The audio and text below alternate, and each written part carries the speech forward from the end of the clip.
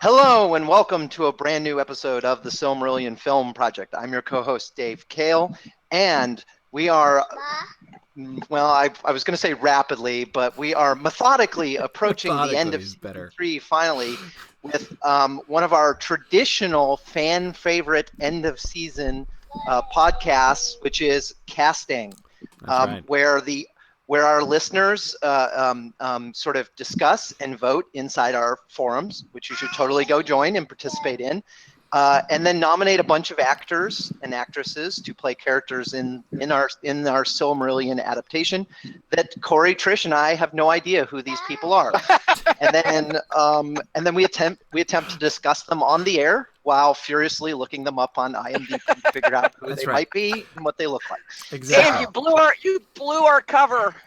Well, see, no, I mean, Trish, I was fixing to do that anyway because I'm gonna have to be searching on IMDb publicly here in front of everybody. I know, for me, it's really embarrassing that only 3 years into this podcast, I look at the casting list and I just didn't recognize so many of the names. Oh my goodness! I'm like, oh my gosh. If I know, I guess 10% we already cast these... all the old folks. Yeah, exactly. We cast all the old, exactly. Corey was already struggling with like seasons 1 and 2 when we were using relatively mainstream people. Absolutely. So the problem is, it's like I don't watch much TV and I don't get to see very many movies. I try to keep up with the sort of the threads that I'm interested in, right? So I'll go out of my way to see something. And so there are a few contemporary things that I have seen. Like I've seen things like Stranger Things, and I've seen things I'm a fan generally of the Marvel Cinematic Universe, so I've seen most of that stuff, including the Netflix series, of which I'm a particular fan. I have seen things like Doctor Who, and I haven't even watched Game of Thrones yet because I'm waiting for it to be done, because I swore a vow several years ago that I was never going to do anything related to George R.R. Martin until it was done and I could just go once from beginning to end. So the series is almost done. When they release the last season of the series, I'll start at the beginning and I'll watch the series all the way through. And the same will be true of the books. So you're carving out an exception for the TV show. You're like, well, George hasn't finished the books, but at least the TV show's done. Oh yeah, no, because I'm totally ready to sort of appreciate the TV series as like an independent work, essentially. And you've given up on George. Well, I won't say totally given up, but yeah, I mean, more or less. Basically, I mean, normally, of course, I would wait and to read the books first before that's why I haven't seen the films yet, because for a while I was operating under the assumption like, okay, well, I'll wait for him to finish the series and then I'll read the series and then I'll go back and watch, or to finish the books and then I'll go back and watch the TV series. But of course, when it became clear that the TV series was going to finish far sooner, and now, of course, it's like, especially in the latter end, it's more of a parallel production, right, than an adaptation exactly, because it's coming to an end that he didn't exactly write. So anyway, I feel totally fine about just undertaking that as a separate project. So yep. I'm not giving up on him in the sense that I'm deliberately leaving him behind. Should George R.R. Martin bestir himself and finish that series, I will start at the beginning and read it all the way through to the end. But until that happens, I'm never going to read a word of George R.R. Martin ever again, as far as I know, because I am done. I'm done with incomplete series. That's it. I might out of curiosity, how close are you to making a similar vow about the Dresden Files? Oh, well, he's kind of slowed down some, but I'm still pretty far from that. I mean, like, Peace Talks has been delayed for a while now. I keep expecting it and it's not coming out, but he, in the past, before this, has been prompt enough that, and he's still producing some stuff. He's done that annoying thing that I hate it when authors do, like, I'm 3/4 of the way through a really long popular series, so I'm going to start another series, which I will release at the same time. I hate it when authors do that. Right. But that's a different problem, right? It's a different kind of problem than George R.R. Martin has.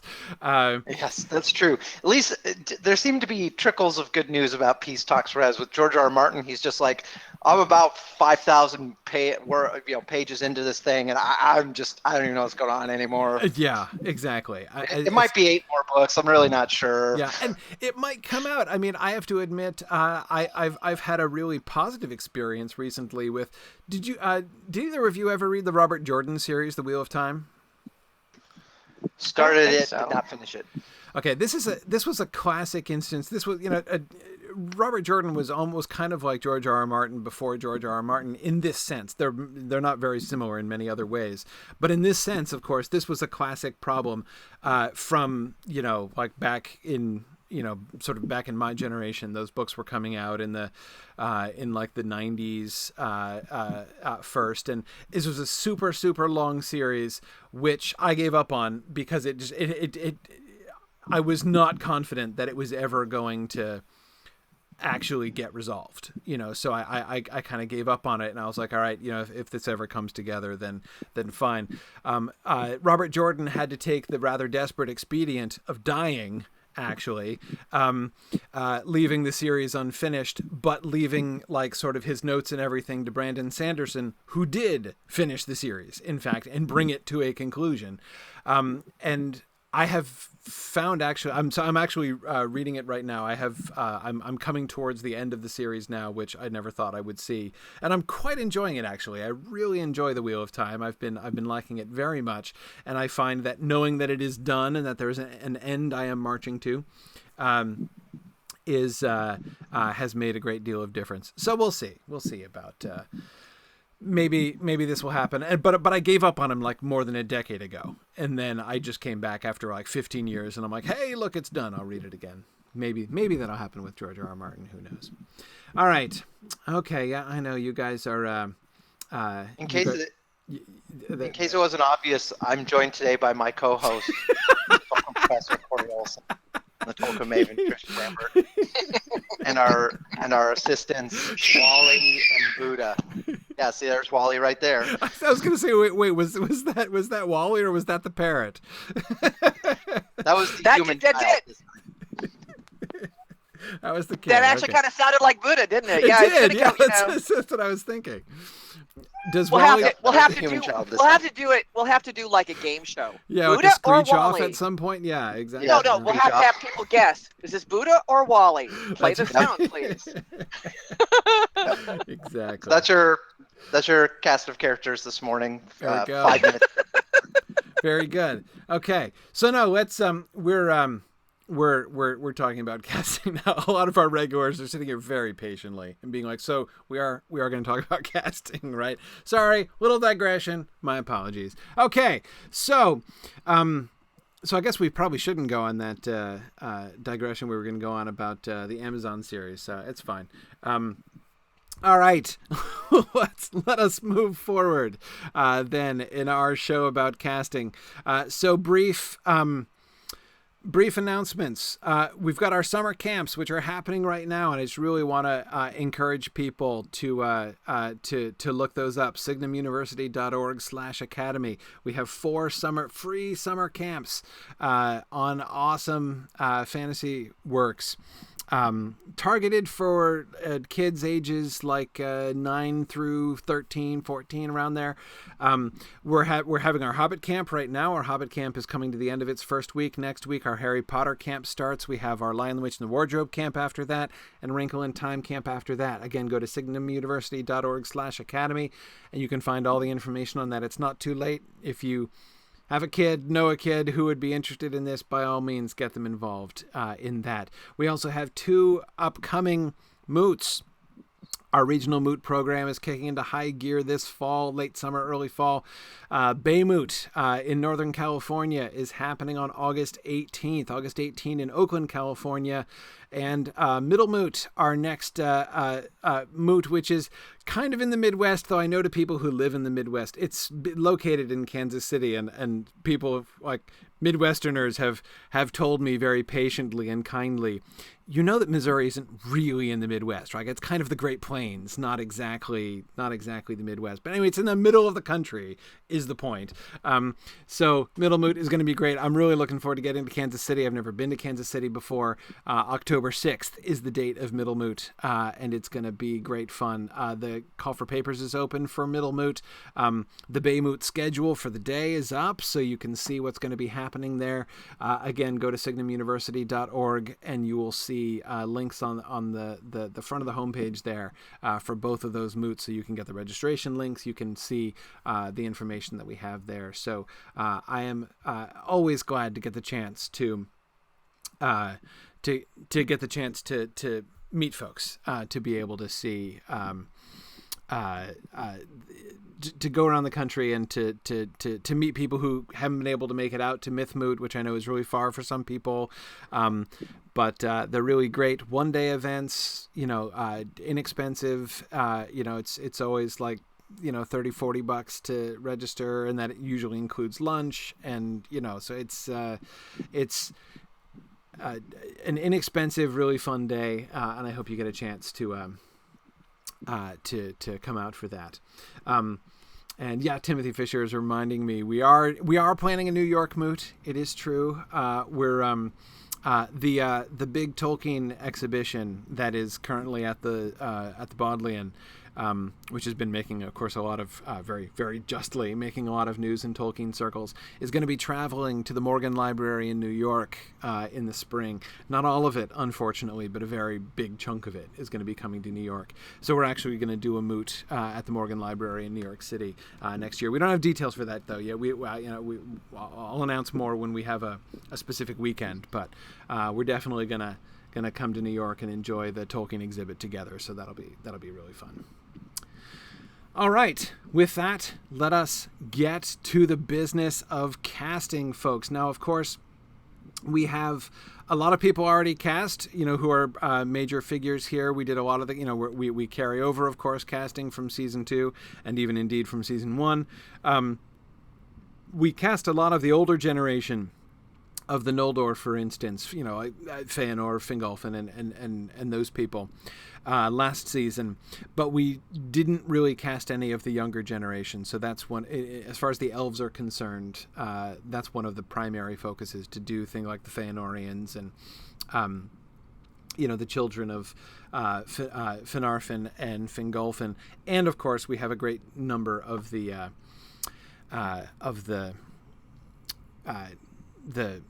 Teleri, especially the Sindar in Doriath that we need to cast, including to me the highest stakes casting choice I think that we have to make here in this season is Luthien, right? I mean, casting Luthien is kind of like casting Helen of Troy. You know what I mean? I mean, it's non-trivial. Like, how are you going to cast that?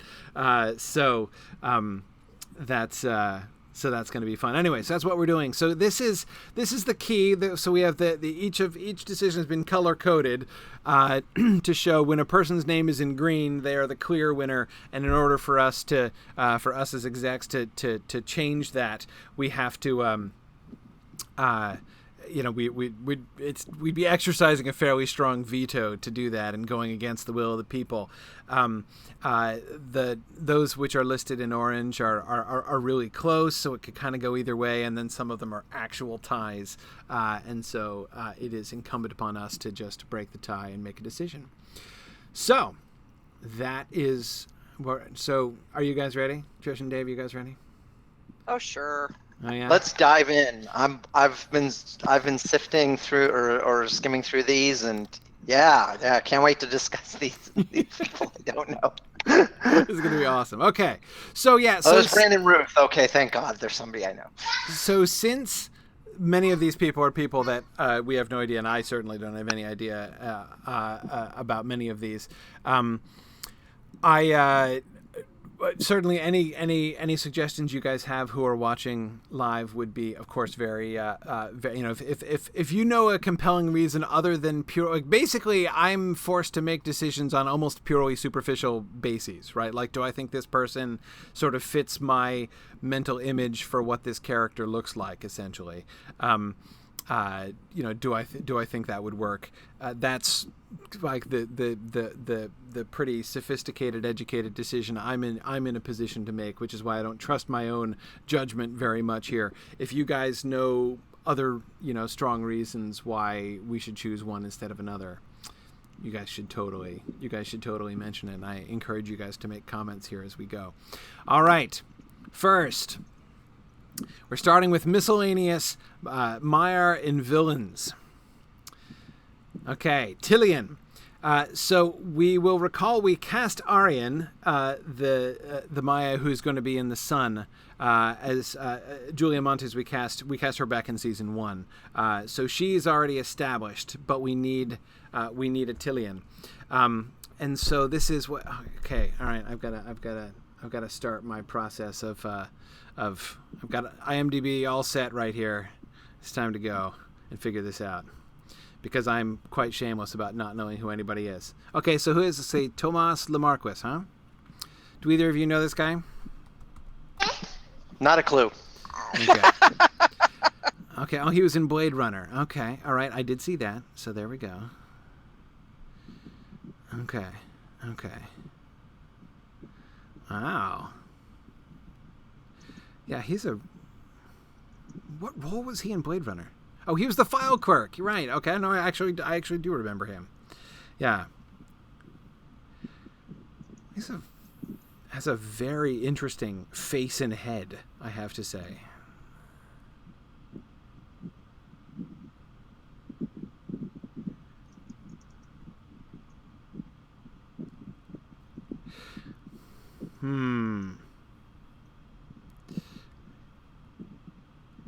See, okay.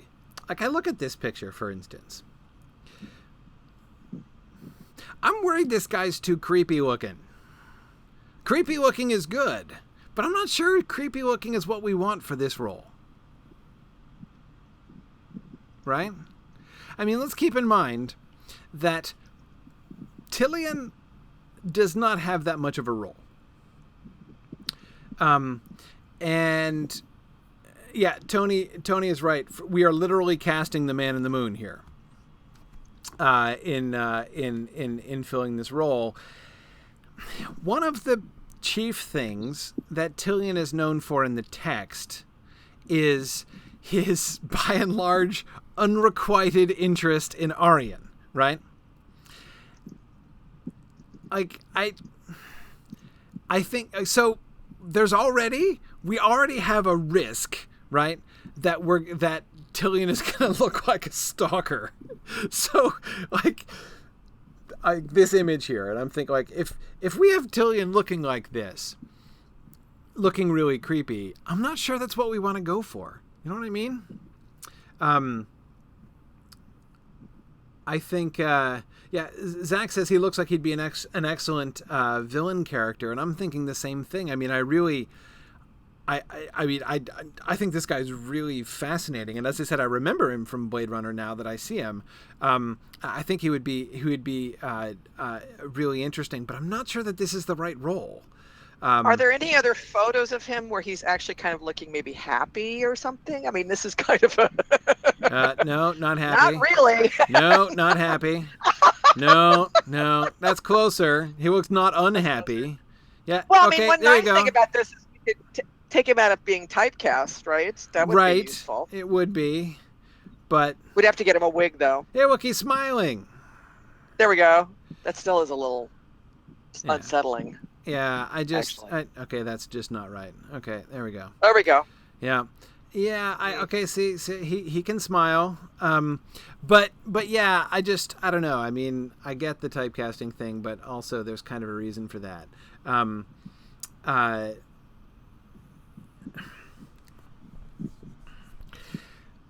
think he'd be good in some other roles that we have, either now or coming up. Yeah. Hang on a second. I want to fight about something. So Hakan is just asking me, why am I pro typecasting? I'm not pro typecasting, but I am anti-aggressively untypecasting. That is to say, right. You're against you're against the idea of casting somebody simply to go against their typecast. Yes, exactly. Right. Like let's try to force this just because it looks like it wouldn't work. Doesn't make a lick of sense. This guy's always been a villain. Let's make him a good guy. Just 'cause. Exactly. Just on principle. Yeah. And I mean, it might be that could work out well. And there are some people because see, and the thing is also, honestly, like, again, I'm judging nothing. I remember this guy playing the file clerk in Blade Runner. Like that's the entirety of his work that I've seen, right? So I have nothing to go by other than his physical look, right? And his physical look doesn't really say the Man in the Moon to me, right? I mean, his head is kind of moon-like. I can appreciate that, but that's not apart from that kind of similarity. I'm not seeing it. I like that Tilian is like he should look first and foremost like a hunter, right? And I'm not saying you couldn't dress this dude up as a hunter. Of course you could. But on that principle, why not just choose randomly and say that we, just like roll the dice and say we can pick anybody and dress him up as a hunter, right? So anyway, I'm not. I guess I'm just not seeing the argument in favor of it, basically. Like, could I live with it? Well, yeah. But again, I could live with, a random selector picking people, ultimately, for many roles. Not all of them, but for many of them. My question is just, I think about the character, right? And what we want the character doing and what we expect the character to be. And I look at the person and I say, do I think this looks like that? And I'm like, in this case, my answer is no, not really. So, again, if the whole principle of this is to make choices for some reason and not arbitrarily, then well, that's what I feel I've got to do there. Dave, you have any strong opinions on this?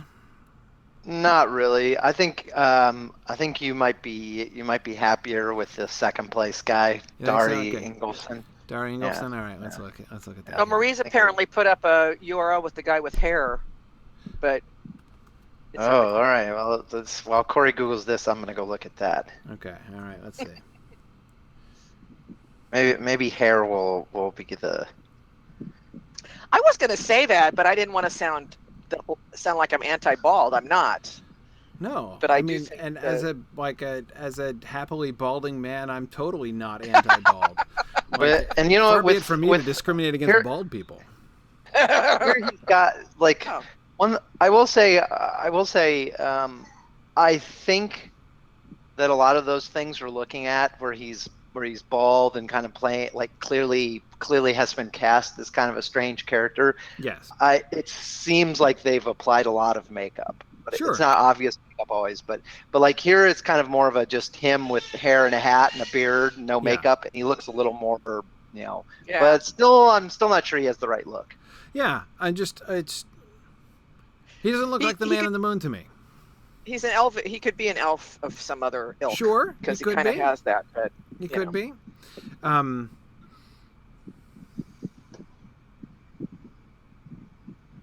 Yeah, sure. I wouldn't object to him as an elf. I'm not. Right. I'm not seeing Man in the Moon. Okay, let's see. So who's this guy? Has he been in anything I've ever seen? I don't think so. Okay, that's fine. Well, he's got the right last name for this kind of story. There you go. That works. Let's see. Where's his pictures? Let's look at pictures. Okay. Corey, you're telling me you haven't watched CW's The Originals? I have not. It is true. That doesn't say Man in the Moon to me exactly, but He's looking mean. That's not it. Whoa. Jeez. I guess really this is the...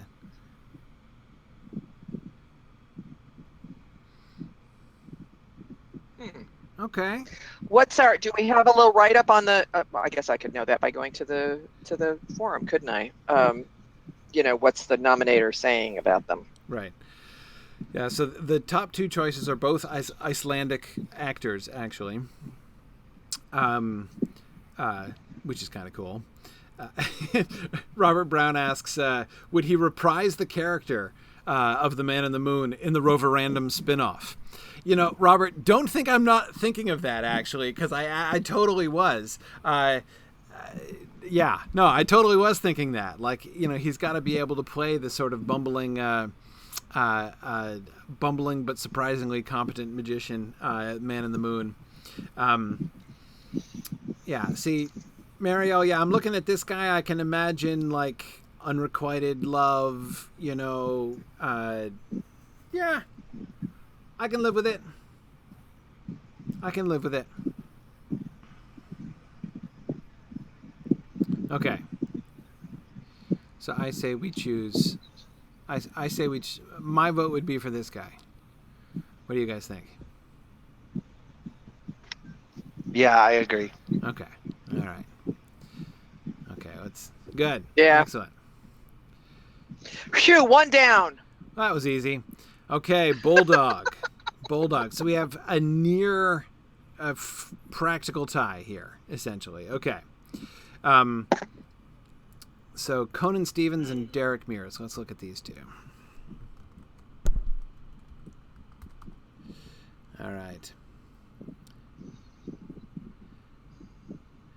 He's 7 feet tall. That's a plus. Who did he play in? This is the guy who played Bolg. Okay, got it. Yes. So he also has prior experience. His prior orc experience. That's good. That's good. Typecasting. Look, you know, I mean, he has to play the biggest, baddest orc. So 7 feet tall is a serious plus for this role, because if he can be obviously, you know, physically looming over the other orc characters that we have, and then, you know, that of course we can replicate that kind of effect theoretically on screen, but you know, I obviously, if we don't have to perform shenanigans in order to make that happen, it's easier. Okay, who's the other guy? Derek Mears. Okay, let's see. And you know, one thing that would be good about casting the first guy, Conan Stevens, is I think he kind of got screwed in The Hobbit because they sort of nerfed the Bold character. Yeah, they did. Yeah, they just made him Originally, some other really orc cool looking. finally. Yeah, it was a really cool looking character, and then he was kind of forgettable. Yeah, no, I agree. It's on the one hand, it looks like sort of really easy casting, like let's cast as the big orc, the guy who was a big orc in The Hobbit. But I agree. This is the guy who got shunted to the side. This is Conan. If you're listening, we'll do you right. Exactly. We will not cut you. Yeah.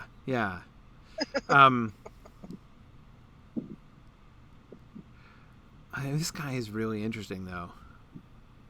Again with the bald. I love the bald. He does a good mean face. No question about that. That's pretty mean. Yeah.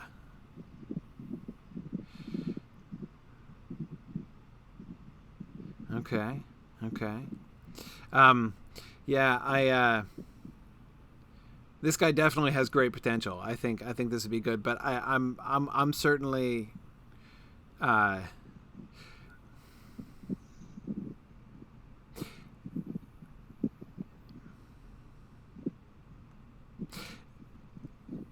I think for the tiebreaker, I think I would go with Conan Stevens.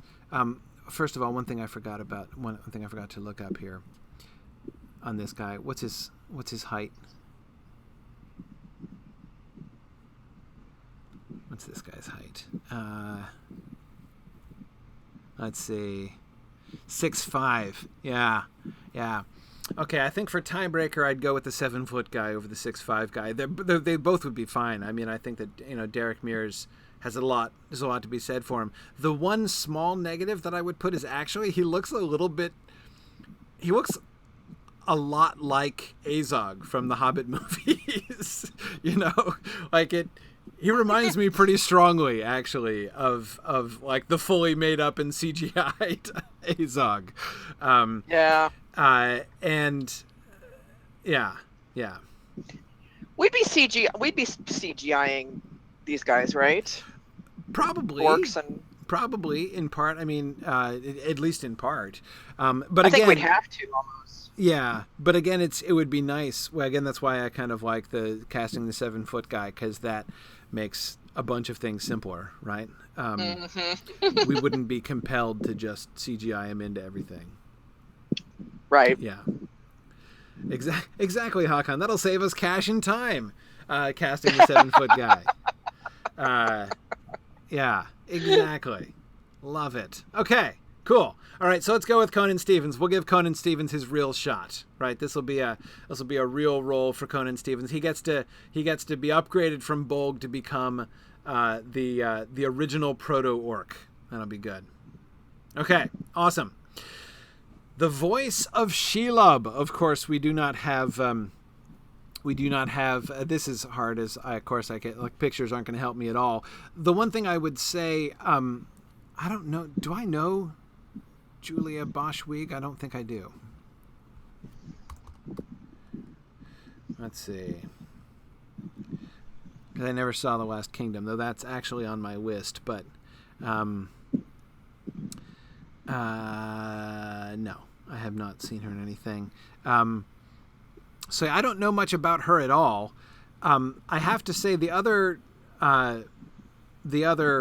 one who's very close here is Maisie Williams, who plays Arya in Game of Thrones, and of course also had that very prominent role in the recent season of Doctor Who as well. So I do know her. Something does appeal about casting someone like her, who's a prominent actress, but in a role where she won't necessarily be immediately recognizable. That's kind of a cool idea. It is a cool idea, though I'm not sure about making such a recognizable actress, like just a voice actress for, I mean, how many lines is Shelob going to get? I mean, total, in the course of the entire run of SilmFilm. Yeah, exactly. I mean, she'll get some lines, but not that many, you know? By the way, you can, if you do a quick Google search, you could find a like a show reel of Julia Bosch-Wieg from Last Kingdom, if you wanted to like play some audio clips. I think it's too complicated. I'd have to change my audio settings to broadcast it. I mean, I'm going to assume that her voice would work, and because besides which, she's not going to be. Presumably, she's not going to do Shelob's voice in her normal speaking voice, right? I'm gonna. I mean, maybe she would, but of course, we would want to emphasize that sultry is not what we would be going for in Shelob. Just to make that clear, for all of you Shadows of Mordor fans, that's not our vision of Shelob. We're not going to do slinky Shelob. So yeah. Lincoln's right, by the way. He says the nice thing about casting a voice actor is if she has vocal range, you can recycle her for another role later on, which is totally true. Yeah. Good. Yeah, Hakan was just suggesting the same thing. So. Good. Tony, you like The Last Kingdom? Yeah, good. As I said, it's been on my list. I'm working my way through my list, of course, as I always am. Right now, I got sucked into watching the classic Doctor Who, so I'll be there for a while. So all of my familiarity right now are with actors who are all presumably dead by now, like of old age. So that's again why I don't know anybody. Okay, cool. Yeah, so let's go ahead and go with Julia Bosch-Wieg, and then we can save Maisie Williams. We don't have to play her in a major role, and we certainly don't have to play her in a role that's anything like Arya in Game of Thrones. But yeah, we can totally come back to her another time. But okay, all right, cool. Hey, frame narrative people. Ooh, woohoo! Okay, Hal Barret. Okay, now here we're going to want somebody who ages well. Right, because we still want him around when we get to the Battle of Pelennor Field in like, what, 20 years? So, which is fine. Like, I would be fine if Hal Barret were old by the time we got to the Battle of Pelennor Field, right? So, like, it's if he's like white bearded, then I'm cool with that. But but we do need somebody who's going to age well. All right. This guy works for me. This guy works for you? Yeah. I mean, I don't have a really strong picture of Hal Barret in my head here, and he's playing a relatively minor role. I mean, if we think about Hakan said he's played Beowulf. Hakan yeah? says that he's played Beowulf. Yeah. Okay. Was it Kieran? B-E-W. Yeah. Kieran View. B-E-W. It's probably pronounced bow or something, since it's probably something like that. Some. Okay. Hang on a second. Let's just. I want to check his height. 6 feet. Okay, we can work with that. We can put people in lifts, right? I mean, But again, like, why make life difficult for ourselves? Well, and I suppose my own counter argument to that is also there's scale. The whole body is scaled to the height, right? So. Yeah, exactly. So like it's fine to put him on a box, but if his like waist is at the level of like the guy standing next to him, like his ribs, then like obviously feel like a weird. Yeah, very weird. Oh, there's a photo down there with him with long hair, which is very rangery. Oh, there you go. Yeah, like right there. Oh yeah, he looks very rangery. I can live with that. He does look rangery. He looks Aragorn-y, which does look very Aragorn-y. Right? Wow, this guy looks very Aragorn-y actually. Which means, like. With that beard, he looks kind of like Viggo Mortensen. Is essentially what that looks like. Have we? Yeah, that's right. That's why I think he looks Aragorn-y. Have we cast Aragorn adult yet? We have not, no, right? We have not. We have not. Okay. Ooh, racy pictures. I don't know. Okay. We probably don't want, because he looks so much like Viggo. Yeah, I don't think we want to actually have him as Aragorn. No, but having him as Hal Barret is fine. Yeah. Absolutely. Yeah. No, that works. That works. I like it. And it's right. He's played Beowulf, as you say. So yeah. We got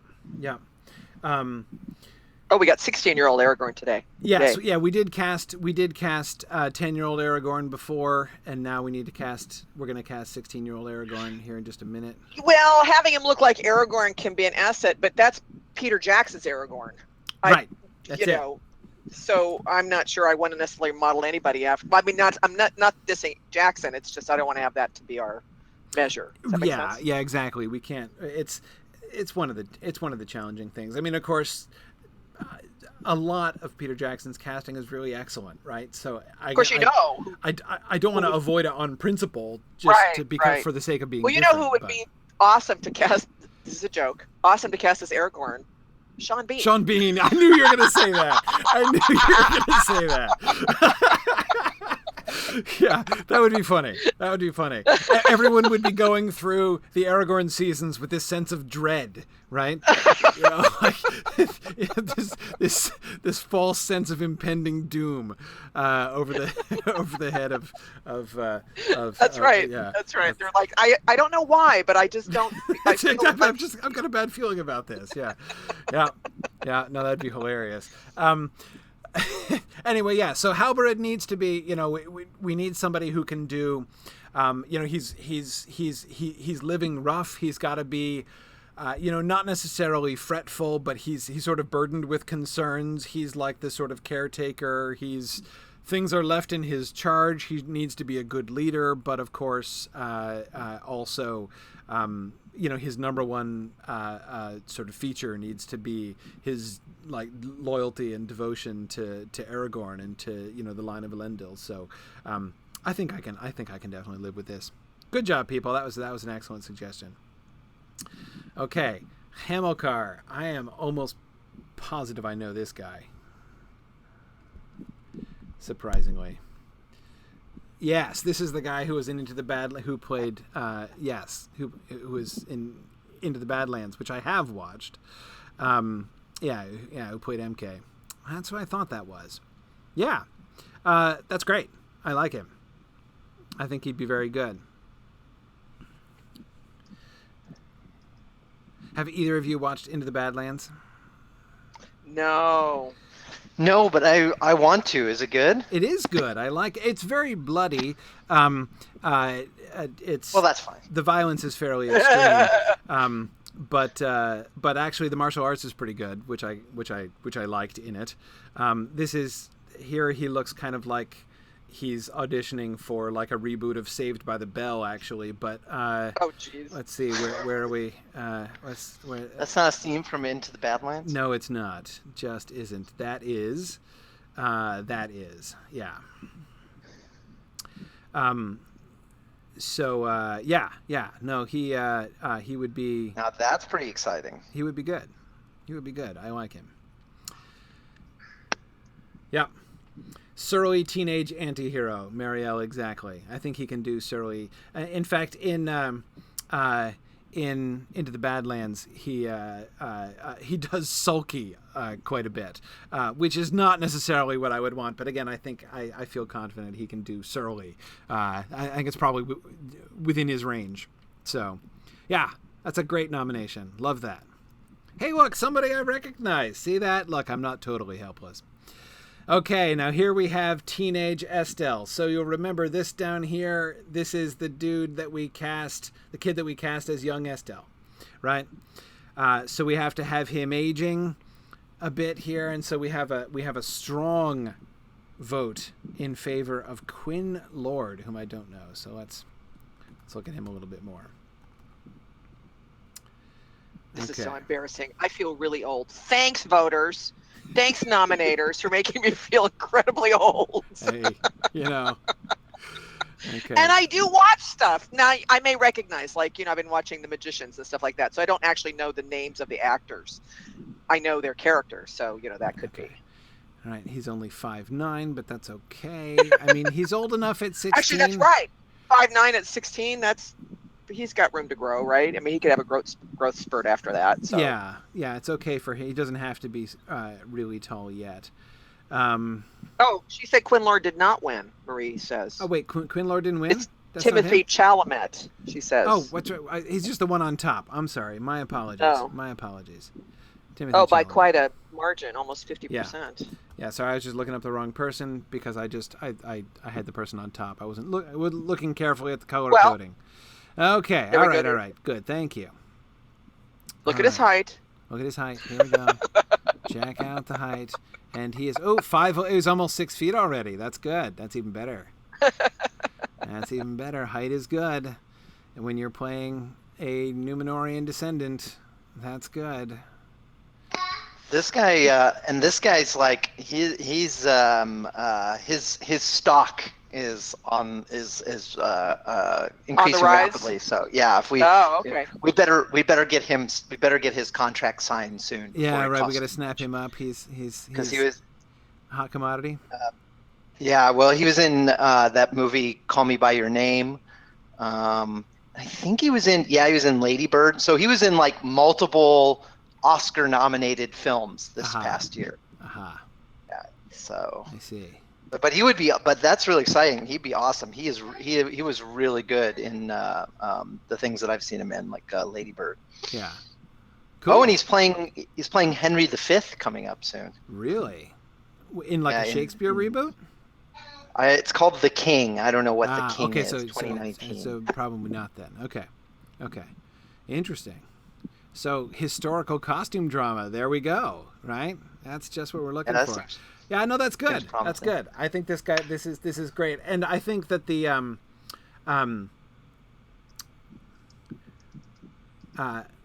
oh wait, Zach, no way, he's gonna be in Little Women. He's gonna play Laurie in Little Women. Seriously?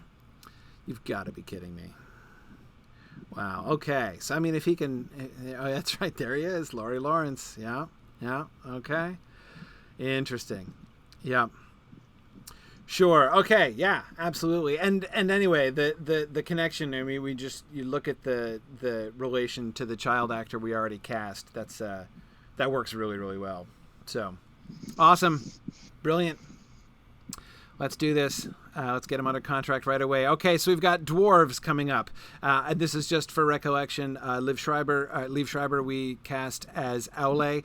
Not that everybody has to look like him, but just to remember that this is this is what the dude. The template. The sort of template for the dwarves here in the background. Cool. Marie says that what's his name? Timothy is also he's less physically developed than Aramis Knight. Aramis Knight is ripped, right? And what's his name? Timothy Chalamet is like more slight and shrimpy. So the rivalry would be kind of more pointed in that way. I actually like that. If Hamilcar really looks like a bruiser compared to Estelle and would look down on Estelle as a weenie, I think that's a really good. Now it's interesting that Hakan says we want to recast him. I'm assuming you're talking about Liev Schreiber as Durand, but why not have him also be Durand? Yeah, exactly. That'd be great. So it's like he obviously is like made in the form of his master. So right. I mean, he can be made up differently, so he doesn't look identical. But right. no, exactly. Oh, okay. Yeah. Oh, I see. Recast him. Yeah. Not replace. Got it. Right. Got it. Yeah. Okay. No, I think that's a great idea. That's a great idea to have to really emphasize the Durand as like the prototype of the dwarves. We could have Schreiber play all 7 of the fathers.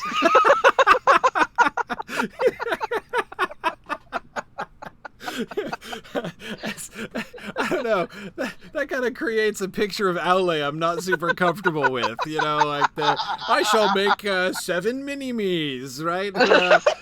Yeah. Well, then you can even understand why Luvatar would be even more irritated with him. Right.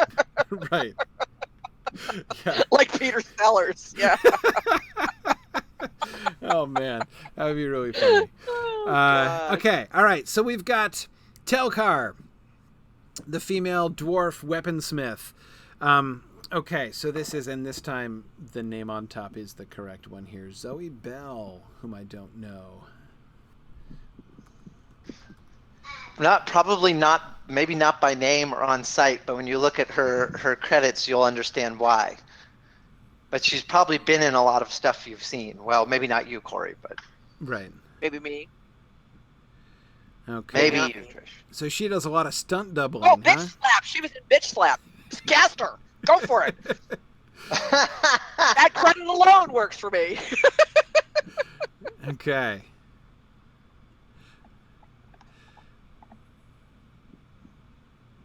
And she stunt doubled Kate Blanchett, so that's good. Oh, she There you did go. for the Marvel movie, the Thor movie. Yeah, Ragnarok. Okay. Cool. So cool. That's good. That's cool. That's good. I guess the question that raises is, can she act? Yeah. Good question. Yes. Or maybe how many lines does she have as Telkar? Maybe it doesn't matter. Yeah. I mean, this is obviously. I mean, on the one hand, Telkar is a really important character, obviously, but also a relatively minor character, and that I don't think Telkar is going to be really kind of carrying very many scenes. We do need Telkar to be somewhat sympathetic. I agree, Marie, that's going to be important. Yeah, I don't really know anything about her acting ability, as we can see, she's not done primarily acting. But one thing's for sure, we know who's going to be doing Luthien stunts. I don't know. Does she have the right build for it? I guess if she did Hela in Ragnarok, she can probably handle it. Yeah, I think so. But we have to get somebody good for Luthien stunts. Yes. Well, yeah, we really need a dancer. But anyway, okay, all right. Are you calling Luthien's dancing stunts? Well, no, I mean when she wails on Sauron. Yes, but again, I get it's yeah. again, as I said before, Luthien is like the highest stakes casting in all of season 3, right? Boy, no kidding. So we need somebody. I mean, Luthien. Yes, like she's gonna be, we're going to have Luthien in combat, right? We're going to have Luthien oriented fight scenes, I think. However,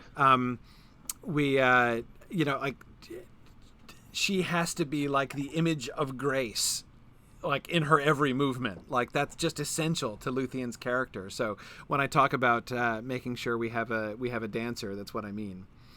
Yeah.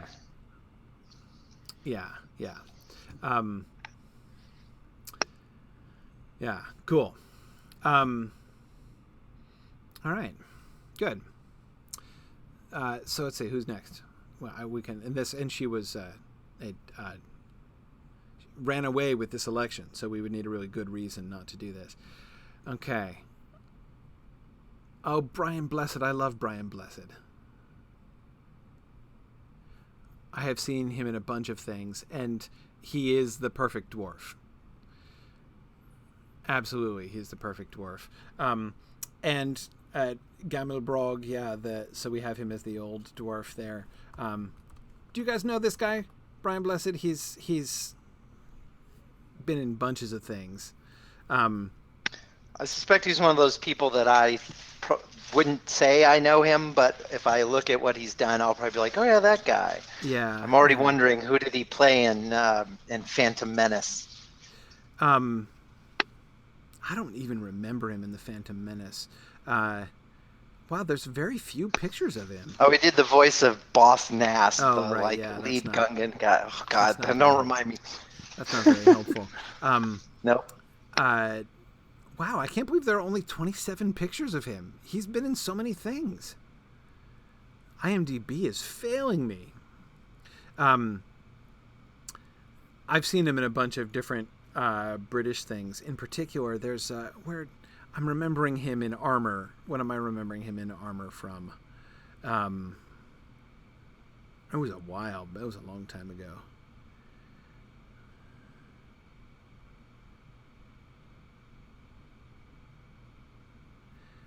I think I actually might have seen his King Lear, come to think of it.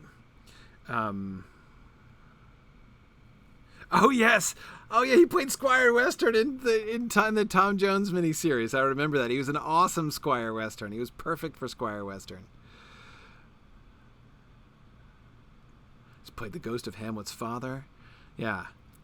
Yeah. No, I think he's perfect. I'm a big fan, and he's already got the beard. We don't even have to give him a fake beard, right? He's good.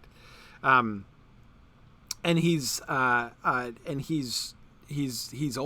I mean, he's what, 80? So yeah, this is perfect. Yeah, cool. Oh, interesting. Stefan says that he's long thought that Brian Blessed would be the perfect Tom Bombadil. Yeah, I think he's probably too old for Tom Bombadil now. But I agree. Like Tom Bombadil, or like Brian Blessed, maybe 30 years ago would have been a perfect. Like if you, yeah. I'm picturing him now, having reviewed the stuff. I'm picturing him in my mind now as Squire Western. But yeah, cool. Yeah, no, I love this. I think Brian Blessed is a brilliant choice. Okay, cool. Norn. This is a crucial casting, and here we have a relatively tight vote here. So, let's see, Erikos Listis. All right, let's see, Erikos.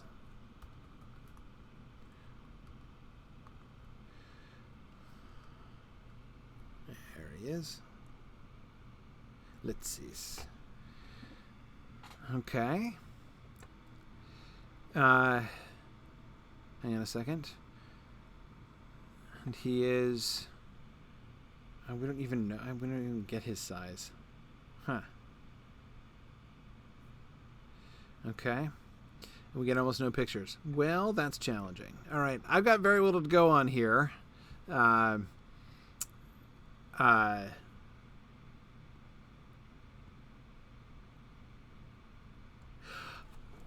Tony, you are absolutely right. Brian Blessed did play Farmer Giles in the BBC full cast audio recording, right? Yes, I never realized that before, but now that you mention it, I can recognize that. I know that recording very well, and Tony, thank you for saying that, as like that voice sounded really familiar, but I had not placed it. Yeah, okay. So yeah, this guy's totally unknown, but he looks perfect. My only hesitation is, that since he's totally unknown, Norn is like the most important dwarf character in the whole season, right? So we would have to make sure that the guy that we cast is really able to pull it off, right? So I'd have a kind of a qualm about it, in that I'm kind of buying a pig in a poke here, right? I have no idea. This guy might be a brilliant actor and would be fantastic as Norn, but I don't have much to go by here. So, but I'm willing to go along with that. Let's look at the other guy, Tony Servillo. Okay. Oh, darn it.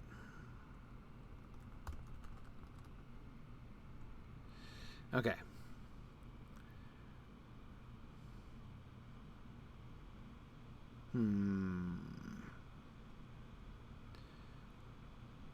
Okay, he's almost 6 feet tall, which is survivable.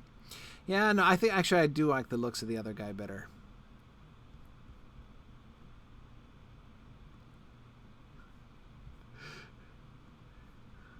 I don't think I know this guy. I don't think I do. Okay. Yeah, let's go to let's stick with the Greek actor then, with Erikos. I think that looks like that would work. Again, I'd need to see an audition, if when we're actually casting for our Mega Millions production, but from an aesthetic standpoint, I think it looks perfect. All right, Azakal, the Lord of Belagast. Okay, so this... All right. Javier Bardem. I don't know him. Oh, he's in Skyfall? I saw that.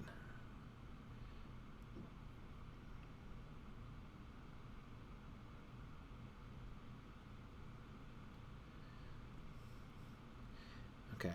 Well, the height on the dwarf characters, I'm just looking to make sure none of them are embarrassingly tall, because if we cast like a 6'9" dwarf, it's workable. But again, making life difficult for ourselves. Okay.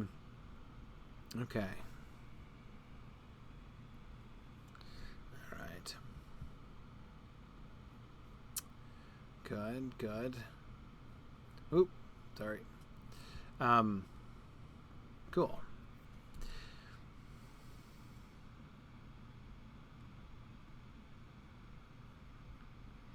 Sure.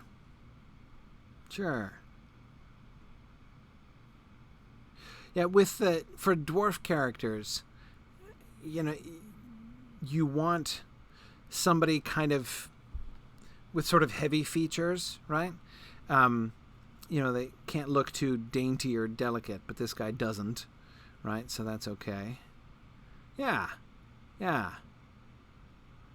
I like his face. That works for me. And yes, Azakal does need to be one of our most heroic and likable dwarves. Yeah, good. And this guy, Javier Bardem's done some really great stuff in the past. Like he did No Country for Old Men. He's already been in one big budget CGI thing. He's been in a Pirates of the Caribbean movie. That's right. There you go. Right. Good. Yeah, I didn't see that one, but good. Okay. I like it. Let's stick with that. Okay, Lauren, the Lord of Nogrod. He is going to be, he's the much more sort of dubious dwarf character, not the heroic and likable figure that Azakal is going to be. And we have a tie here.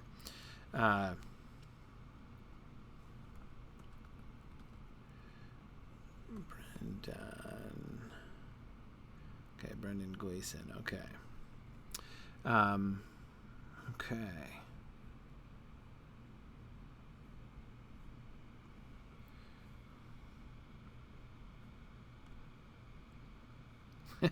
Okay. I like that. He looks, in this picture here, he looks really good with the reddish beard.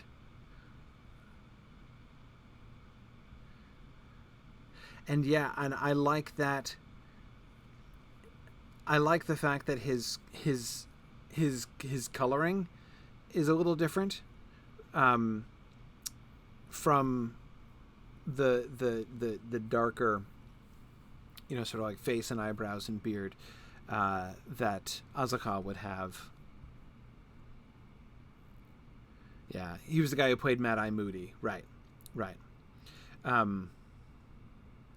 Yeah, cool.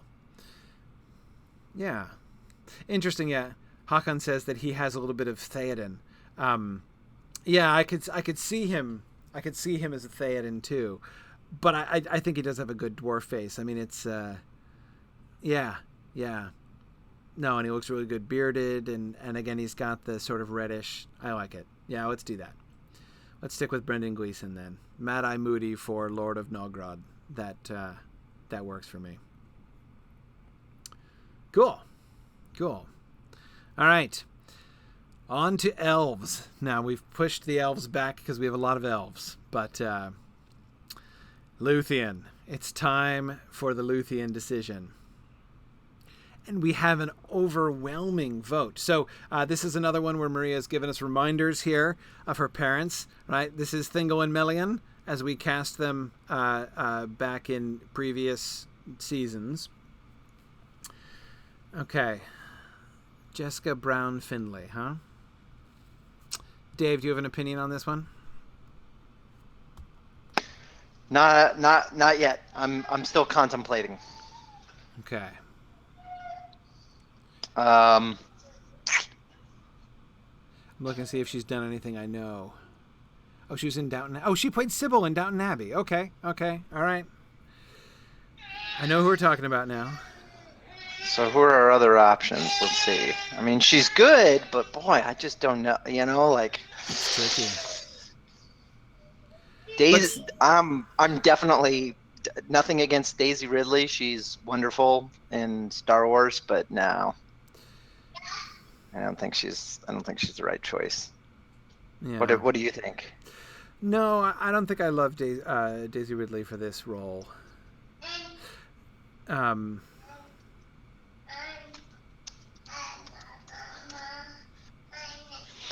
Yeah, Isley. I don't know who this person is. See, the thing is I don't know. I here's the serious challenge, right? Luthien is an ideal, right? I kind of feel like with the casting of Luthien,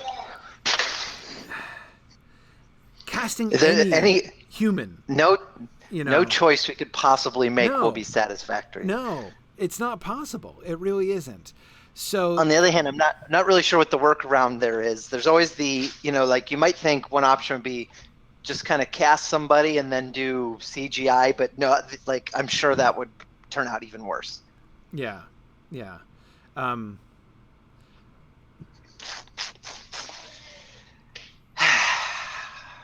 Okay, let's see. Hang on, let's look the runner-up for a second, because that is an interesting angle, though I'm not sure whether it's an argument for or against. Lily Collins. Yeah, who is is it Lily Collins or Daisy Ridley that's in second? They're both gray. I can't tell. It's Lily Collins, but the reason that this is particularly interesting is that she's cast as Edith Bratt in the upcoming Tolkien biopic. So she's Oh, okay. She's actually cast as Tolkien's wife, who is, of course, the model for Luthien. Um, so, that's definitely Which is which is an interesting. intriguing connection, but on the other hand, I'm not sure that's a compelling reason to cast her as our Luthien, because I don't know that we can necessarily trust. Yeah, like when they were casting the Tolkien biopic, the people who cast her as Edith Bratt, where they're like, okay, well, we have to be careful here because we're basically casting Luthien. Casting I don't Luthien, think we yeah, can trust them. exactly, Yeah, exactly. I don't trust them. Yeah, I don't trust them either, nor am I necessarily. I mean, it's of course entirely possible that Tolkien fans are going to emerge from the Tolkien biopic with great Oh, aversion. true, true. For all we know, She does so have she at least has musical pedigree, right? right, Because that's she is something. the daughter of Phil Collins, so that helps. Can she dance? Can she dance? Yes, exactly. Now we can always have, I suppose, you know, a stunt double for the dancing, but I mean, I don't dislike her look for Luthien. I mean, she's got the coloring to pull it off, and she has this sort of really cute, face, which I like. But she looks sort of cute and youthful. Luthien is gonna we're Luthien should look not juvenile but youthful.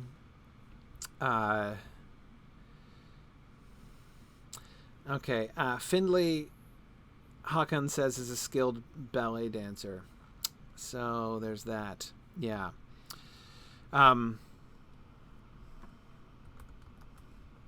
Yeah, Jessica Brown Findlay does ballet. Oh, okay. And she was the overwhelming vote getter. Yeah, I think it's probably Dave. I was having exactly the same reservations you are. I don't know, especially before the Tolkien film comes out. I don't know that we want to establish that connection. We might regret it later on if we do.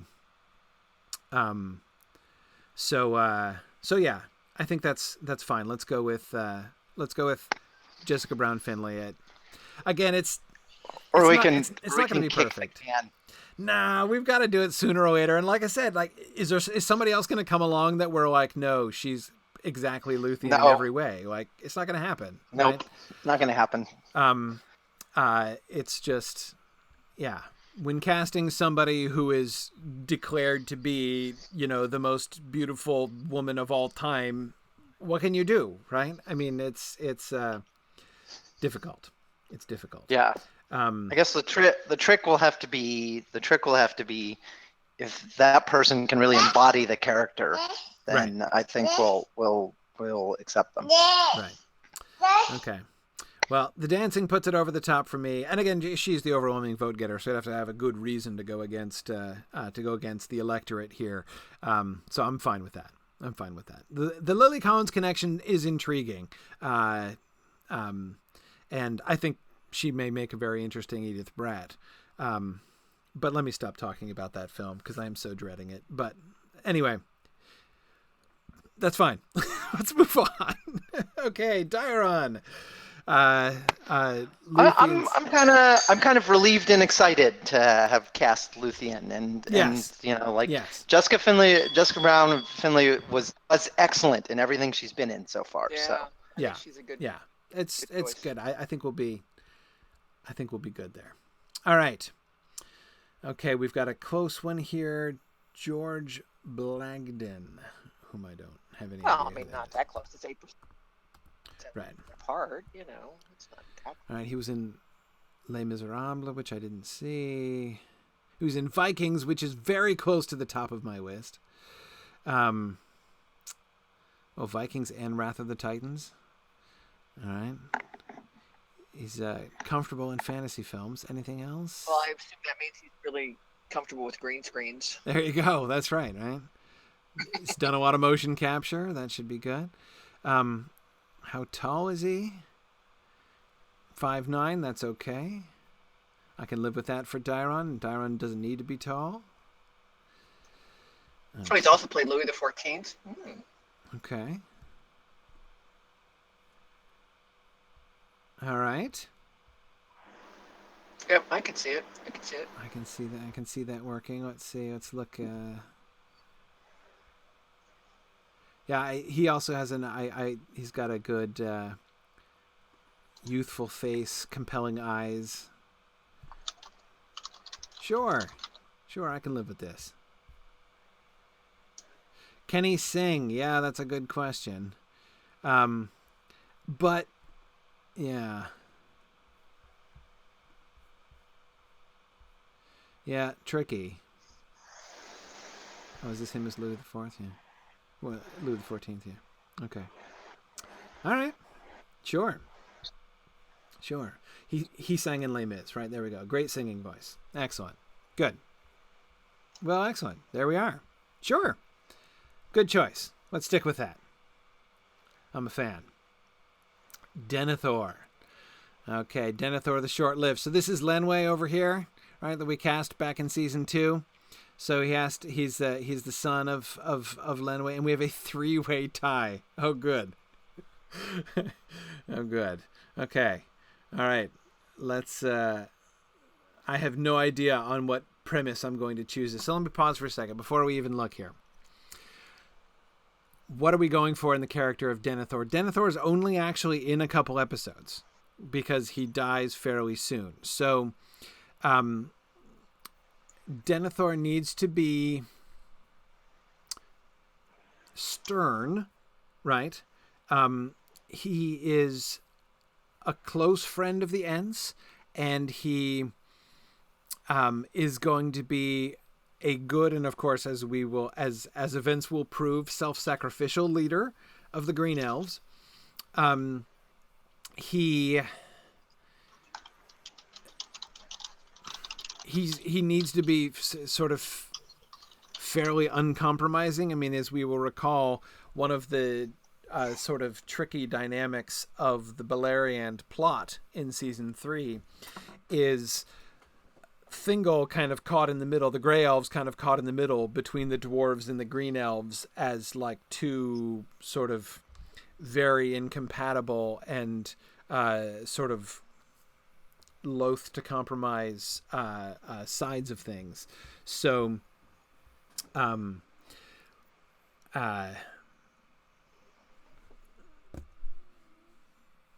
that's definitely one of the things we want. Okay, let's see. Tony Mead has a strong vote against Aaron Taylor Johnson. Okay, let's see.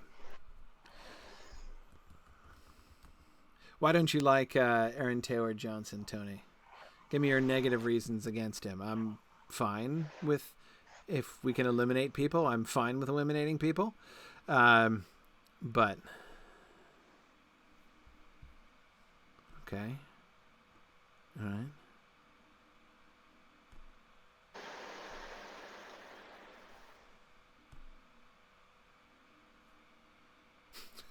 That's an interesting shot. Okay. All right. Tony doesn't like his performance, thinks he's kind of wooden. All right. Yeah, how can I agree? He has to be instantly likable. That's a really important thing. We do need to be. The death of Denethor has to be. We want that to be received by our viewers as the sort of the loss of great potential, right? Somebody who's barely established himself in the story, but somebody who might have been a real force for good, and whose loss leaves the Green Elves in a kind of marginalized limbo, right, for a lot of the rest of the First Age. So that's kind of the effect that I think we want to have Denethor's death having. Let's see. Lincoln really likes Tom Misen. Liked him in Sleepy Hollow. Let's see. Of course, the really tricky thing here is, of course, just as Lincoln was just suggesting, Casting somebody that you really, really like in this role is also tricky, because if you really, really like him, you might want to save him for a larger role, because Denethor dies real fast. So, we want somebody who would be good in this role, but, not too good in a sense.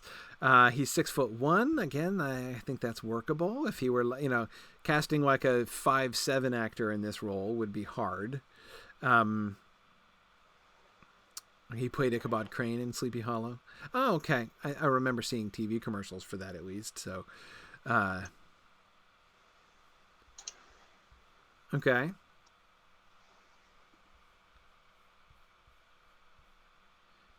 Trish, you watched Sleepy Hollow, didn't you? Yeah, I did. Am I on? Yeah. Yeah, he played in. This guy played Ichabod Crane. He played. Yeah. Yeah. Okay. I mean, Yeah, I actually really liked. Oh, he's the one. I remember when I was watching it, I said he was speaking Middle English, and I think you were kind of staring at me when I told you that. Yeah, I like his face. I mean, I think that could definitely work. Yeah. Accent aside, he for the part of one season that I watched that show, he was good in it. Okay. Let's see. And now Maria's apologetic because she accidentally left Wade Briggs off the pole, so he didn't get a fair shot. Let's see. I don't know anything about this guy. I'm sure Wade Briggs is really kicking himself now. I know, right? He's probably already fired his agent. Yeah. Yep. Left off the SilmFilm ballot. He didn't get a fair shot at a role in our fictitious production. Yeah, didn't get a chance. And God knows there won't be any others. Yeah. Yeah.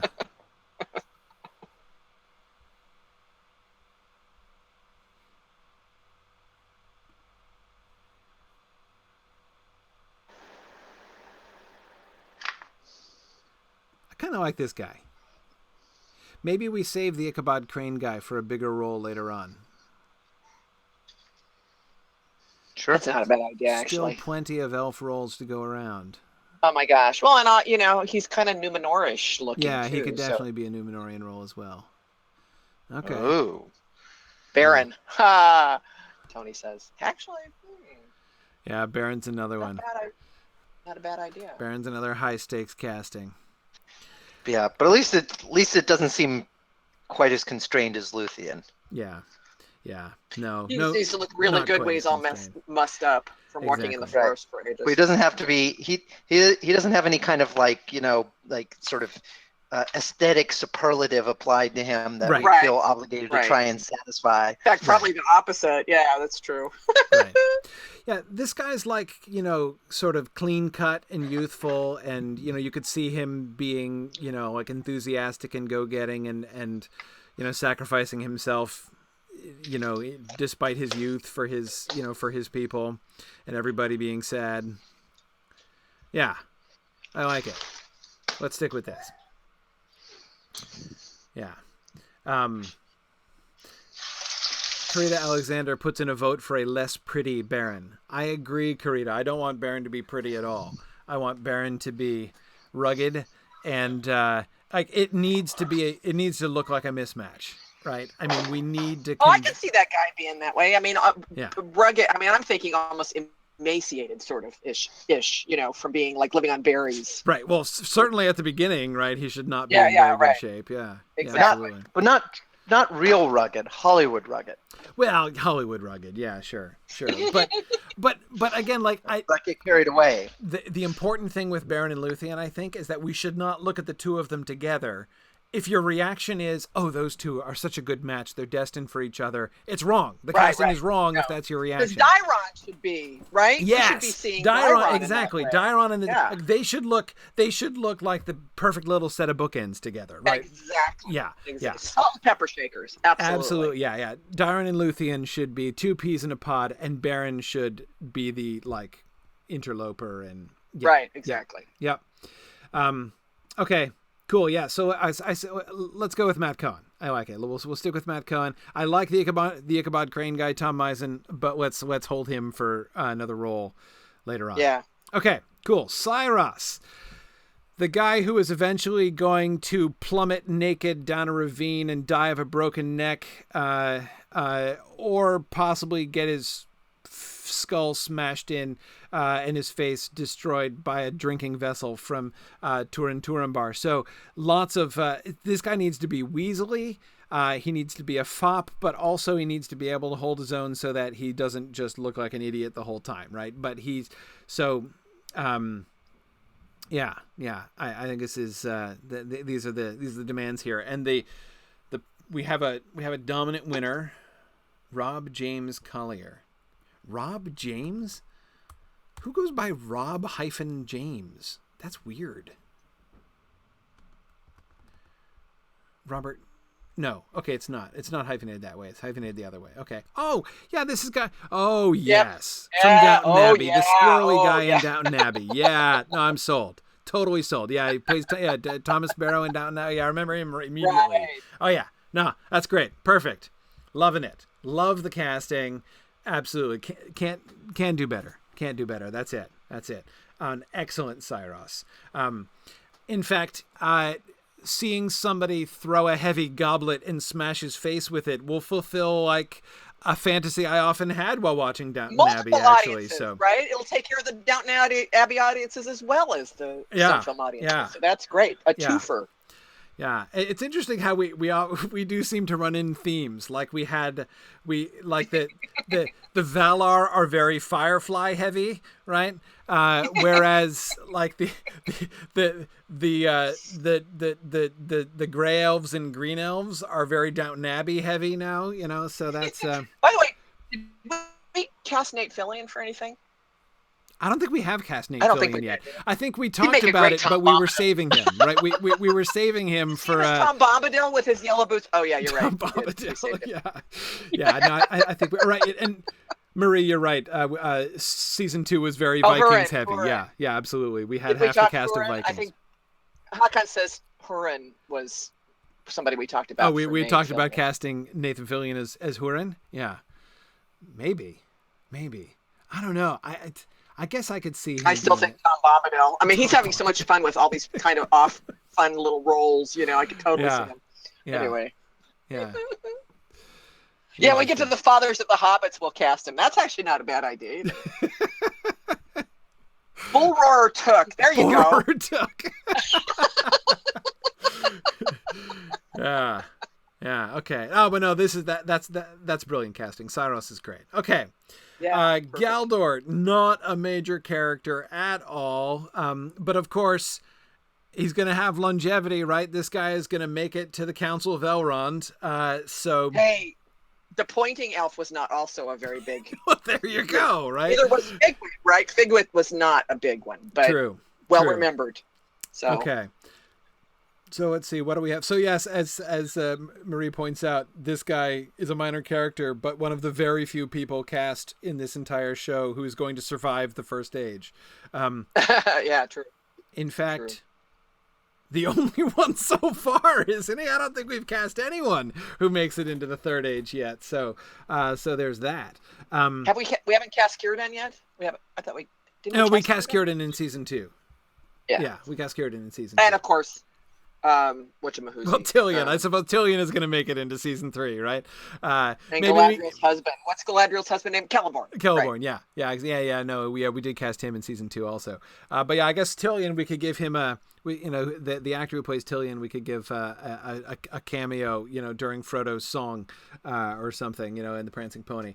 But oh, true. That's true. Anyway, okay. So let's see. So all right. I've got to break a tie for a super minor character between two actors I've never heard of. So let's see.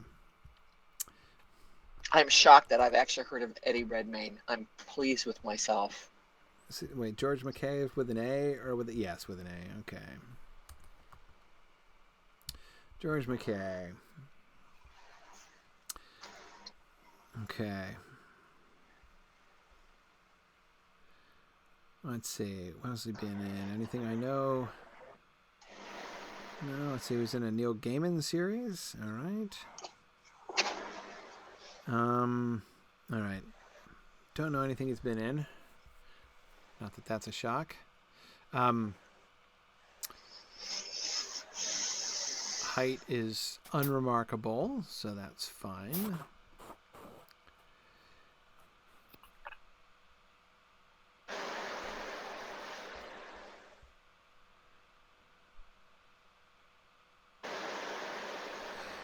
He's slightly goofy looking in a kind of appealing way.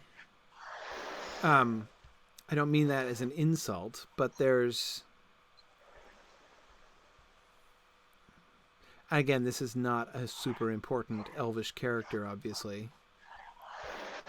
We are casting a sailor. Agreed.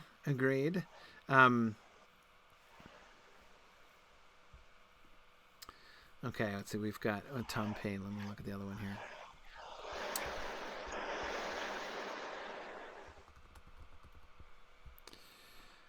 Okay.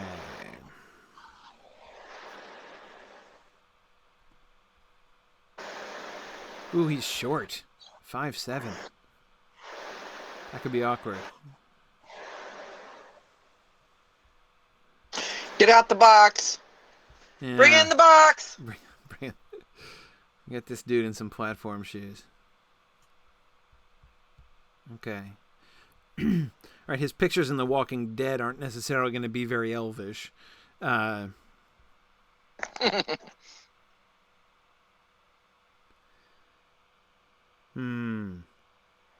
kind of like his facial structure for the Philothrim. It kind of works for me.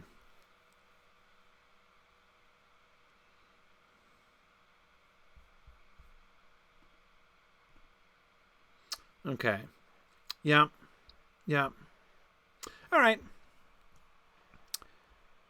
I'm sold. Let's go with Tom Payne. George McKay, we could come back to another time. No serious objections, but I like Tom Payne as for the elvish face. Okay, Feanorians. So we are as usual. We're recollecting parentage here. Everyone, of course, will remember we cast Richard Armitage as Feanor. We cast Richard Armitage as the character we're going to kill off in the middle of season 3, so that's good. Maedhros. Okay, this is a big deal. Keanu Reeves. No, seriously, Keanu Reeves as Maedhros. Okay, I'm going to stop picturing that now. I can't even. Yeah, no. I think I'd have to veto that if he did win, but he didn't. So let's see. Also, if we cast him as Maedhros, then I feel like we have to retroactively cast Nicolas Cage as Feanor. Yeah. Okay. Let's see. I don't know this guy at all.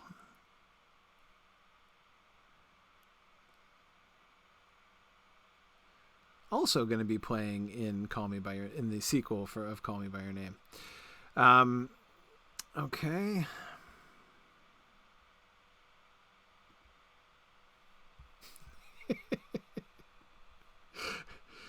All right. Can we imagine him stapled to a cliffside? I'm trying to find a picture. Okay.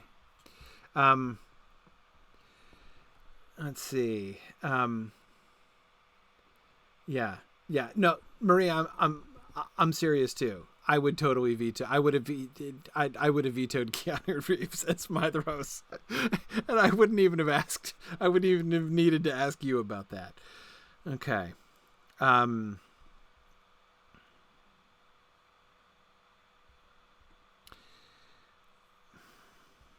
Of course, the real question that we have to ask here is, how's he going to look with red hair? Let's look at the runner-up. Who's the runner-up? Henry Cavill?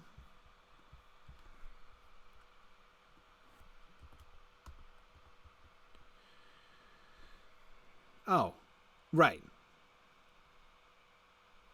Yeah, Henry Cavill. Okay, I thought I recognized that name. A guy who I know best. If we want someone who looks particularly heroic and who is now ensconced in the minds of the movie-going public as heroic, but in a kind of dark, gloomy movie way, he would be perfect. Right.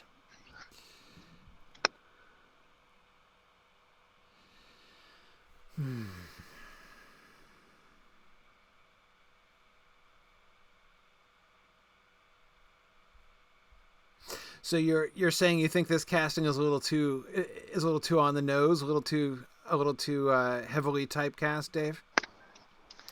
I don't think we should. I don't think we should worry about things like that. Me neither, particularly. I think we should cast the person for the role that we think would be good, best, or at least best as, or at least good as that role. Mm-hmm. I am, but like, to be perfectly honest with you, I am not a huge fan of any of the recent DC superhero films featuring Superman. But Henry Cavill is good. He is good. Yeah, so. I do like him. I actually, I haven't even.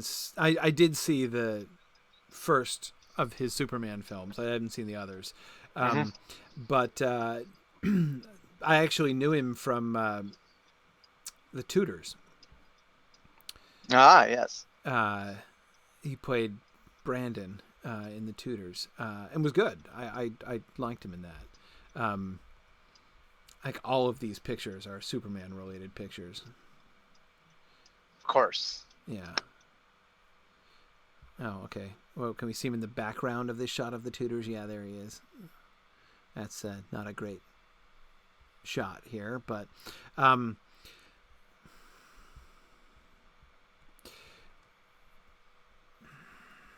it was relatively close.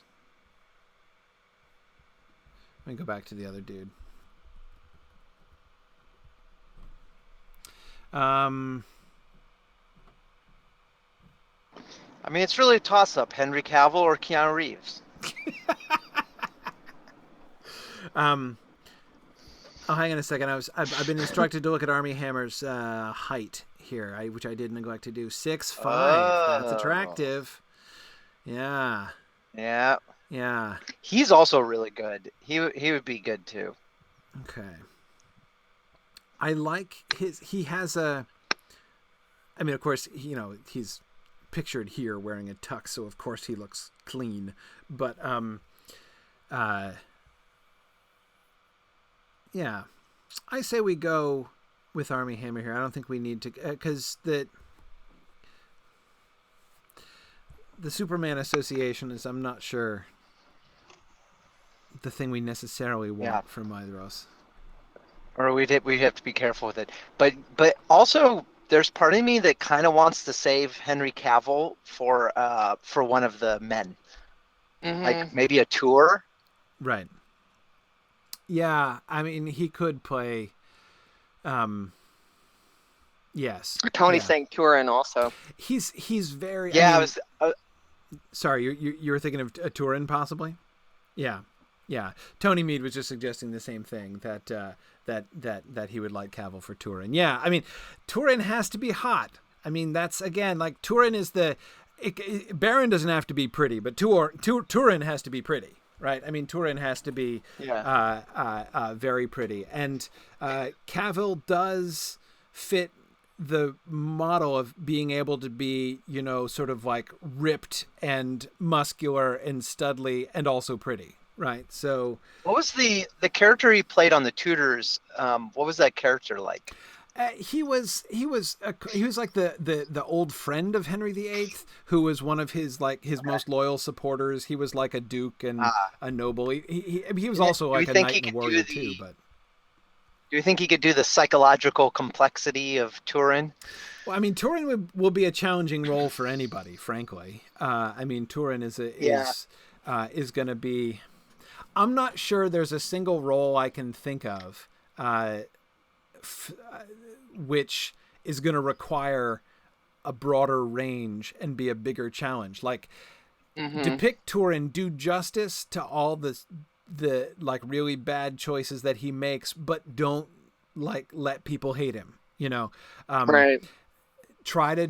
I would what I would tell the actor is, you need somebody who is, making tragic decision after tragic decision, but you want to keep us rooting for him all the way through, even though we see, he's like a train wreck everywhere he goes.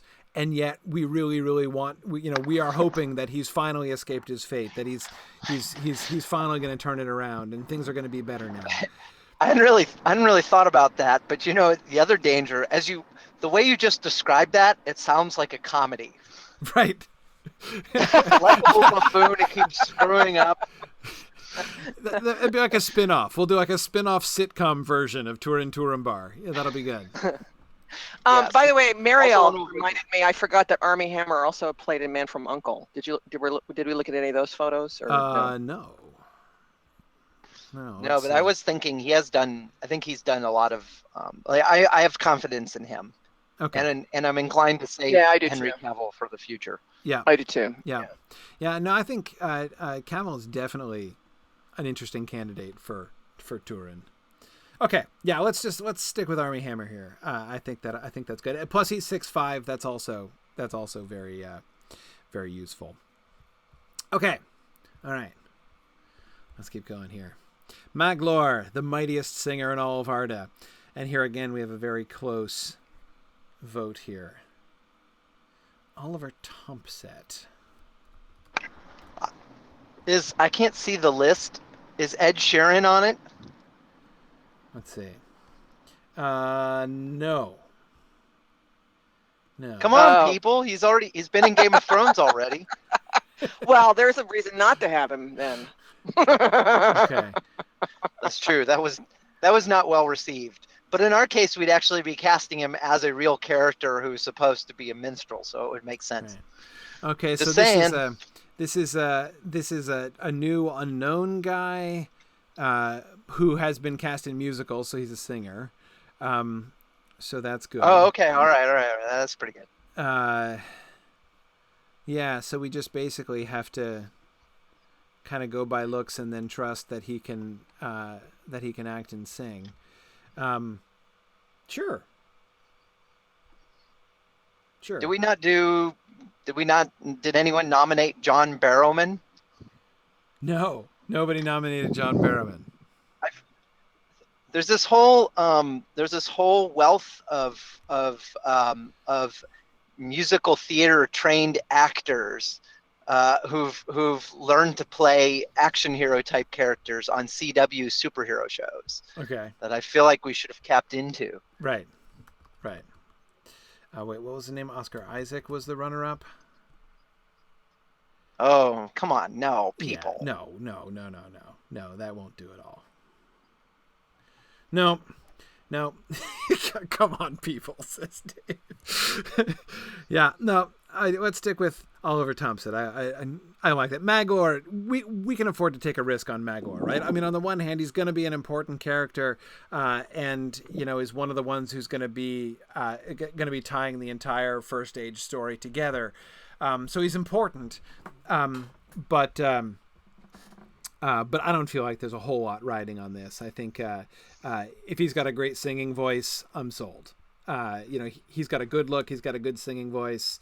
That's fantastic. Okay, Caligorm. All right, we have a close one here. Sam Claflin is the leader.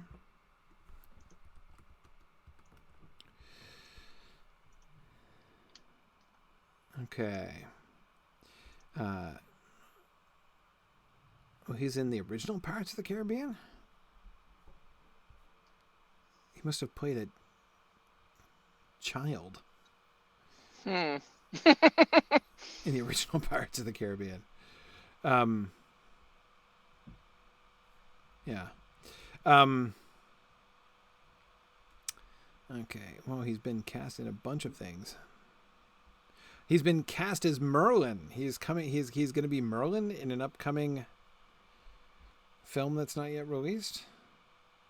Huh. Okay.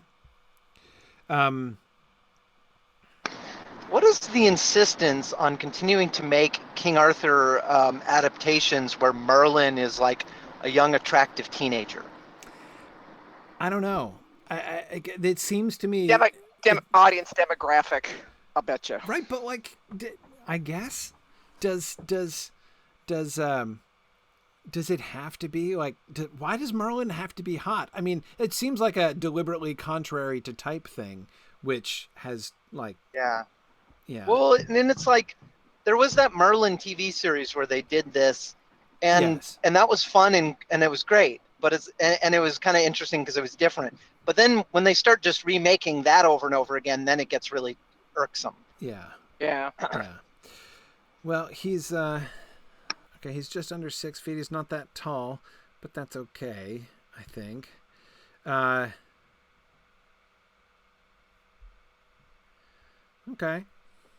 I mean, like, can he be a jerk? Caligorm is, I think, possibly my least favorite Feanorian. So, you know,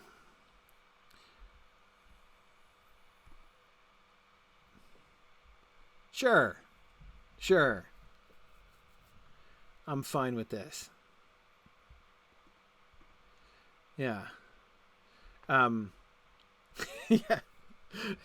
Dave, on the subject of Merlin, Marielle says, in Arthur films, you've got a castle literally full of the most valiant, noble, hot knights ever. The weird wizard can be old. He doesn't have to be young and attractive.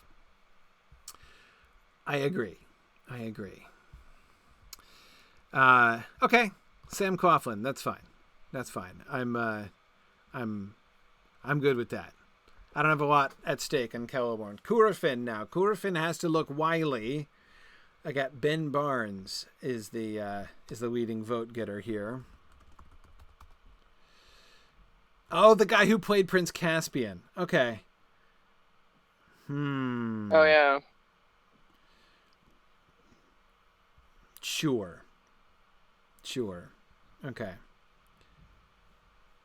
Yeah, that totally looks like Curafin right there.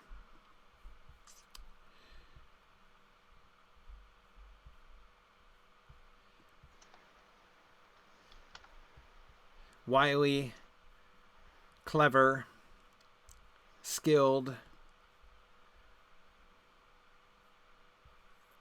a good talker. Sure. He also played Dorian Gray, right? Yeah, I agree, Marie. He does look a lot like Richard Armitage. I think if you have him next to Richard Armitage, believing that they're father and son, I think would be pretty easy. Given that, we have Curufin as kind of Feanor's, like, his sort of not actual heir, but, like spiritual heir. I think that's good. That works. I like that. Okay. Of course, he played Billy Russo in the Netflix series. The Punisher. I thought I recognized him and wasn't placing it, but yeah, no, that's yeah, that's great. Yeah, I like that.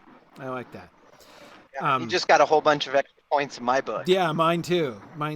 Yeah. When I was looking at this picture, the base picture, I was like, wait, that's what I was looking at, and I'm like, wait a second, I know him from something. I've actually seen him in something, but then I thought it was just Prince Caspian I was remembering. Right. Wow, so I don't know people's names and I don't watch very many movies, but one thing I'm pretty good at is recognizing faces. Like if I do see something and I've seen an actor in something before, I can usually place it. I watched the entire Punisher series without once even getting a glimmer that Billy Russo was Prince Caspian. That's very unusual. So anyway, cool. I like that. That's good. Okay. Caranthier. And he had an excellent range in Punisher too. Yeah, I agree. I agree. I thought. I guess if you're a comic book fan, you knew from the name of the character right away who he was going to be. But like, just within the context of the show, he seems like he's legitimately like all-star good guy, best buddy, and then he has a really good villainous turn toward the spoilers for Punisher. Sorry, everybody. He has a really good villainous turn at the end. Yeah. Very good. Okay, Harry Lloyd. This is sorry, I'm forgetting. It's all right. Corinth here. Almost forgetting which one we were casting here. He's okay. He is in Game of Thrones. Oh, he plays Viserys in Game of Thrones. Okay. Right, I thought I recognized him because I've actually seen this season of Game of Thrones. I did watch season 1. That's all I've seen so far. My one objection, how tall is he? 6 feet. Okay, fine. He's a little slight. I would want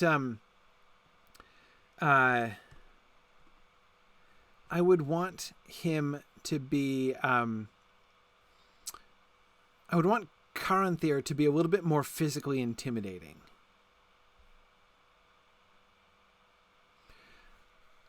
He was in Doctor Who? What did he play in Doctor Who? I don't remember him in Doctor Who. Oh, he played Will Scarlet in the Robin Hood show.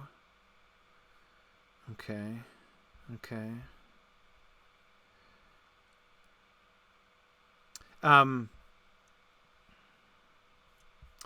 Yeah, I don't like a scrawny Caranthir. So Marie was saying Bill Skarsgård and Aneurysm Barnard. Aneurysm Barnard are tied. Yeah. Yeah. Let's see. I don't have anything against this guy in general, but he's interesting. He's the guy who played the clown in It. Yeah, he's actually, I recognize the name. This is a case where I recognize the name and I can't place what he's been in. But I know I always had good associations with him.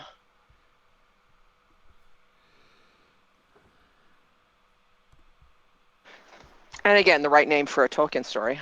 Right, I want to see his physique. Yeah, he's pretty skinny too.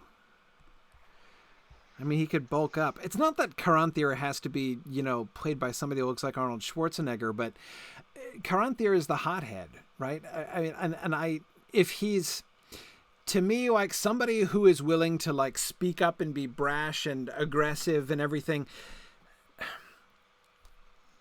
it makes a big difference what that person, like somebody who's like a scrawny skinny guy who speaks up and is brash and aggressive like that has a totally different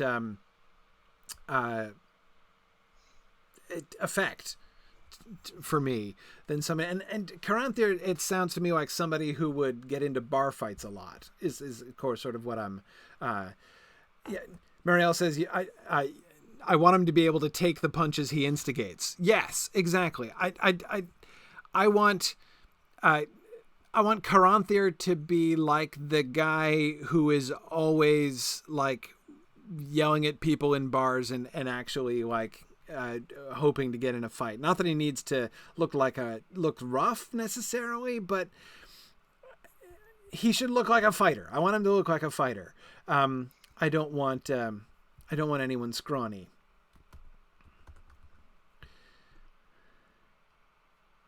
Oh, they're all scrawny. 100% scrawniness among our nominees here.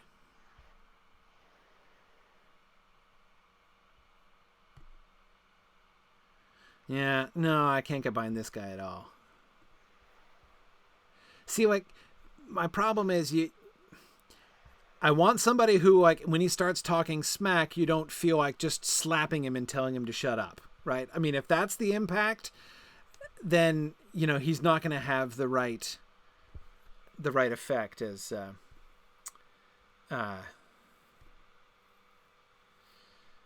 Yeah. Yeah, Marie says we can veto them all and recast him later. Yeah, I think so. I'm thinking, with the exception of Mithros, Mithros needs to be a fighter, right? Mithros needs to be sort of the leader and the battle leader of the Feanorians. I want Caranthir to be at least as big as Mithros, possibly bigger, like physically larger, broader, and burlier.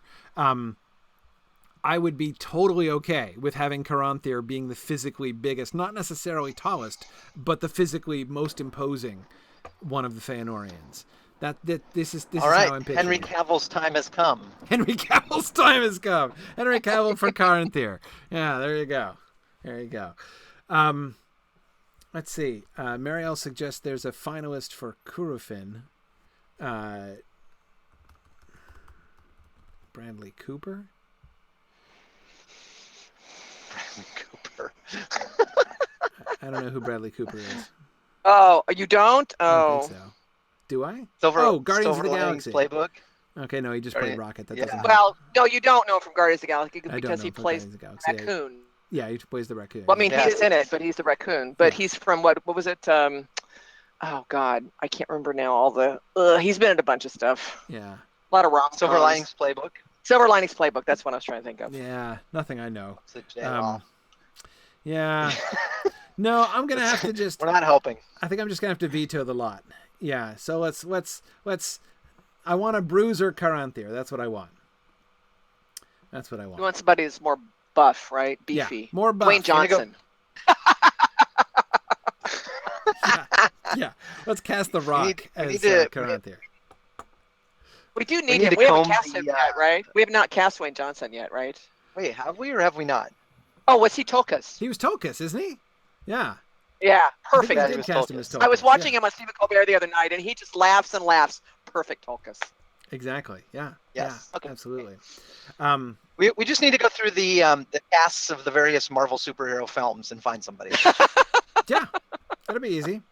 Well, That'd be who easy. played the Thanos? Josh Brolin. Josh Brolin.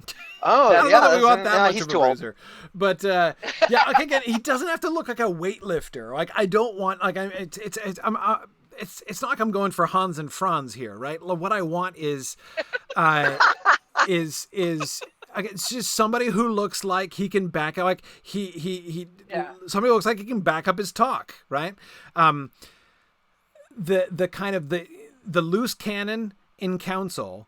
But like you can't just ignore him. Like, if he's a little shrimp who talks big, he's just going to look like a twit, right? I don't want him to look like a twit. I want him to be a threat. Like people are like, this is the guy who really might do anything. And yeah. Okay. Anyway, so we'll come back to that. Emrod and Emros. Okay. So we have because of course we're actually casting twins here. Okay. Harry and Luke Treadaway. Surprised they didn't nominate the guys that are on those housing shows. I'm kidding. Okay.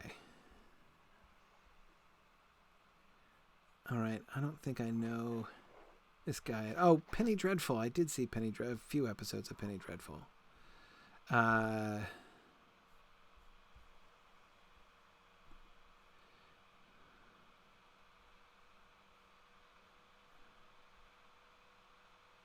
Okay. Looking a little cadaverous in that picture, but okay, right? Probably appropriate for the role, I guess, right? Yeah. Harry looks a little bit more healthy. Sure.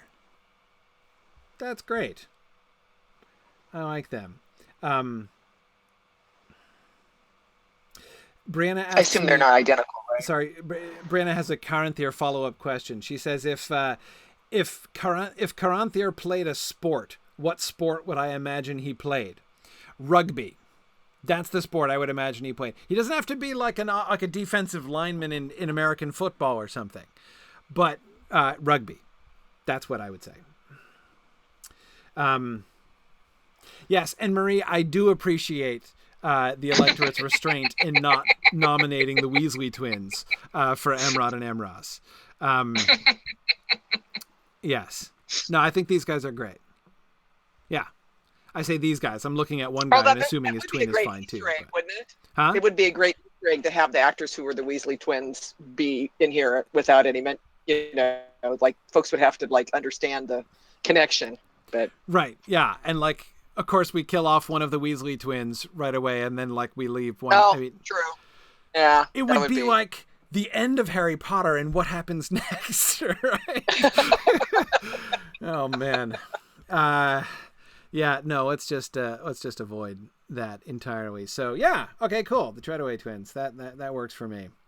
Okay, cool. Celebrimbor. So of course we have to think about this in connection with our Curufin, right? Of course, right? Yes, we had Billy Russo as Curufin. So thinking of Celebrimbor here, we have a lot of candidates here. Ezra Miller, is that the winner there? We have so many colors. I'm wanting to make sure I'm getting the shade right. Okay. Ezra Miller. He is the Flash in the he's the Flash? DC movie universe. In the DC movie universe. Not the TV show. Not the TV show, the movies. Okay. And then he was also in the new Harry Potter films. Oh, right. Okay. He played the kid with the weird power in the Fantastic Beasts. Ah, okay. All right. He's pretty good. I don't particularly like his Flash character, but not because of him, because of the way it's written. Right. Okay. Physically, I think he can work as Curufin's son. We have to have somebody who's going to grow up to play a pretty major role later on. So yeah, it is important. Although obviously Curufin is an extremely minor role right now, we do need somebody with he's going to be a massively important figure in the Second Age, obviously. So we're going to need somebody who can handle a major role in 10 years or so, or 12 years maybe. Okay, cool. Let's go with this. Marielle says she still thinks that most of the finalists were a little scrawny for a legendary Smith. Yes, but he's also, I'm okay with that, mostly because of course he's it's not like he's a blacksmith, right? I mean, he's a gem crafter, and like a silversmith. So I think it would be okay, showing him doing mostly. I mean, I agree he can't look like, an underfed weakling, but at the same time he doesn't need to, have thews. So I think that's fine. Okay. All right, the House of Fingolfin. I love Marie's diplomacy. We have Yes. 10 roles remaining. Yes, time check. No worries, we got this. Marie. We're all set. Okay. Of course, we've cast Tom Riddleston as Fingolfin. All right, who do we have here? Boy, we have a lot of opinions on Fingon here. Another Superman. Brandon Routh. Yeah, he was in Superman Returns. Okay. I know him. What do I know him from? It wasn't. He was Superman Returns. He's also the Atom in the current DC comics TV world. Right, The Legends of Tomorrow. Right, which I haven't seen. Yep. It's pretty entertaining. You might actually like it. Okay, yeah. I see. He keeps being he's in Arrow and he's in the Flash. No, he's the Atom in all of those things. Right, I get it. Okay. Yep. I feel like I recognize him, but maybe I'm mistaken.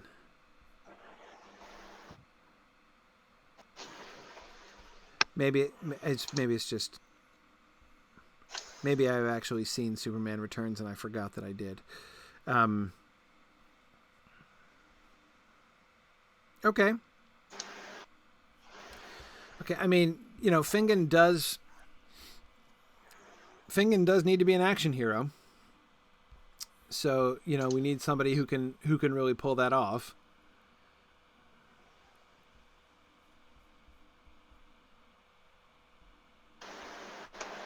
Yeah.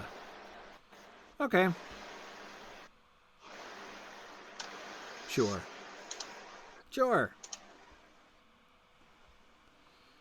No problems. I like it. Turgan. Oh, we have...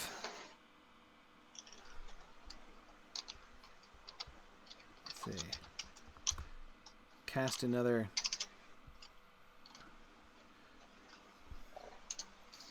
Scandinavian actor here.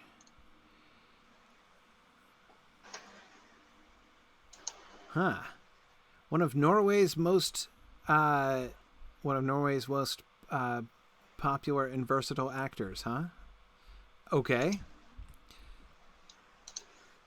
Let's see. I was going to say he's Norwegian. I have high hopes. Yes, he's 6'5". That's good. Okay. Sure. Why not? I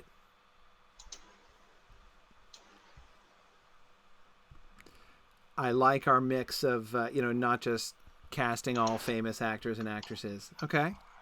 Sure. I don't have any strong opinions on this, but, let's go with the Norwegian actor. Of course, Turgan obviously going to be a really central character, more important than Fingon, really, in the long term. Sure. Arthel. Charlotte Riley. Oh, this is one of my favorite characters, as you know. Yeah, absolutely. Probably the elf that I identify with the most personally. She's extremely familiar. What do I know her from? Jonathan Strange. That's what I know her from. Yeah, she played Arabella in Jonathan Strange and Mr. Norrell. Okay.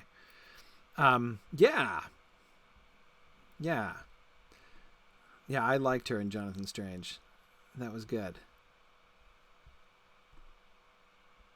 Sure. Definitely get. Let's see. Let's double check her height. 5'5". Can live with that. I'd be even happier if she were taller, but we can make do. Yes. Okay. Good. A fine choice. And an overwhelming choice. Elenwe, not a major. We have a tie. Another tie for a very small role. Eliza Taylor and Emerald Fennell.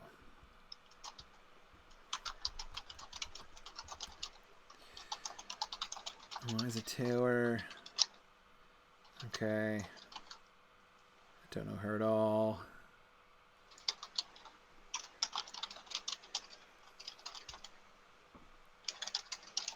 Okay. All right.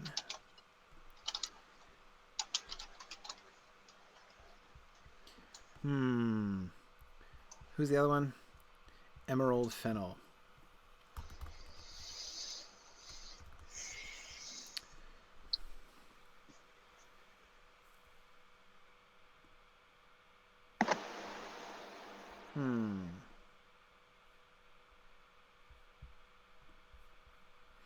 I think I like the first one. Yep. Yeah. Let's go with Eliza Taylor. No, she was not the one who was chosen. Good grief, I'm getting my color shades wrong again. Gabriella Wilde is the one who won.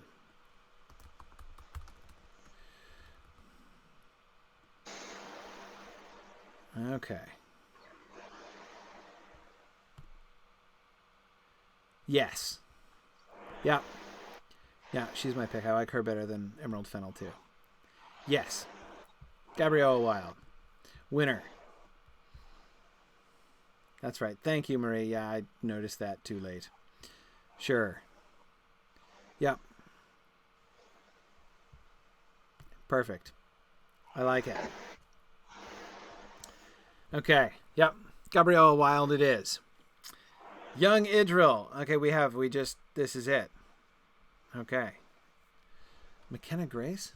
Do I know her from something?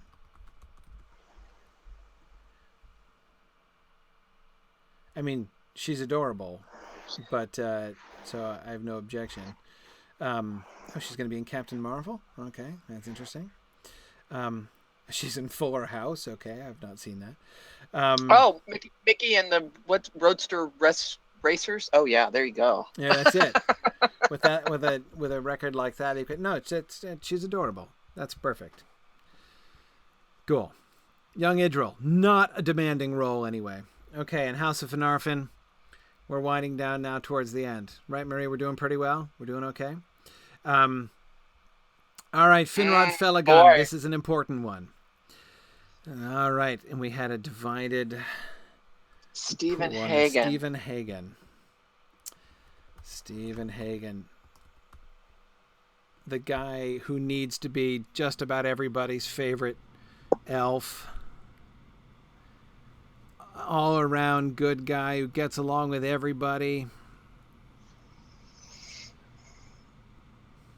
Everybody loves Finrod. We had t-shirts. He's 6'2". That's good. Perfect. Okay. Oh, he's from Belfast. Okay.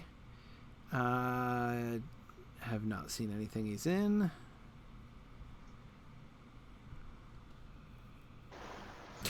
Just the one picture? Okay. Okay. Well, all right. So I don't have much to go on here, but I'm willing. Who was the other guy? We had a close vote with who else? Evers Swindell. Sorry. Nico Evers Swindell. Okay. Don't know him either. I don't think I know him. Actually, it's not. I mean, other people may know the actress, but it's not a bad thing to have Finrod be like a lesser-known actor. Yeah, no, definitely not. He's 6'5". That's good. Fine. Tall is good when you're one of the leading elves. Okay.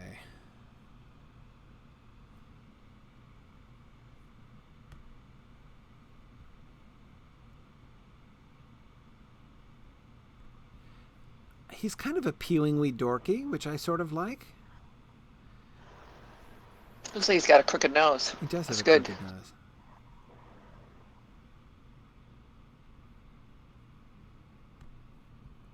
I like the crooked nose. I do too. He doesn't need to be hot, right. like. Yeah. No, he doesn't have to be hot, but he does need to be appealing. He needs to be winsome. Right. He needs to be winsome. Lincoln Alpern suggests winsome. Tom Misen like for that. Finrod. Very good. The Ichabod Crane guy. Yeah. That's an interesting suggestion. Kind of hard to take one out of nowhere. Let's see, Aaron.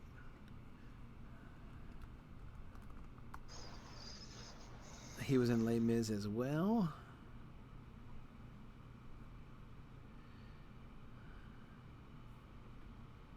I feel like I do know. I feel like I have seen that guy. But I'm not sure from where. Nope. Not sure. Okay. Don't worry, Tony. We can always dye their hair if it needs to be fair-haired. Yeah, I'm not too worried about the hair.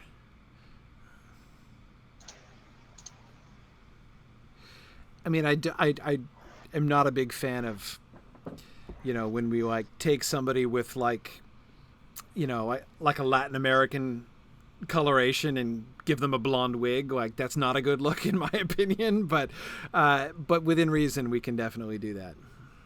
We can definitely handle hair color issues.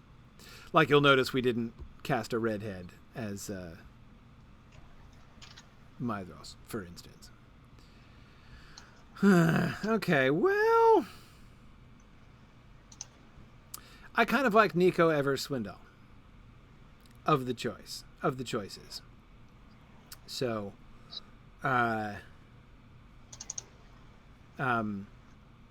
yeah. Let's go with Nico there, I say. It's very close. Let's go with that. Angrod. Yeah, the bitter angry dude. Wow, bitter angry dude got... we got this Chris Zykla, one bitter angry dude, and running away.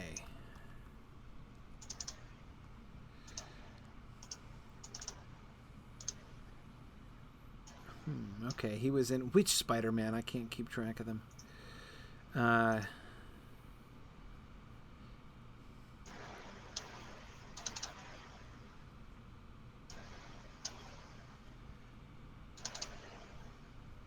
Him in the background. Hey, there's him being angry. Sure.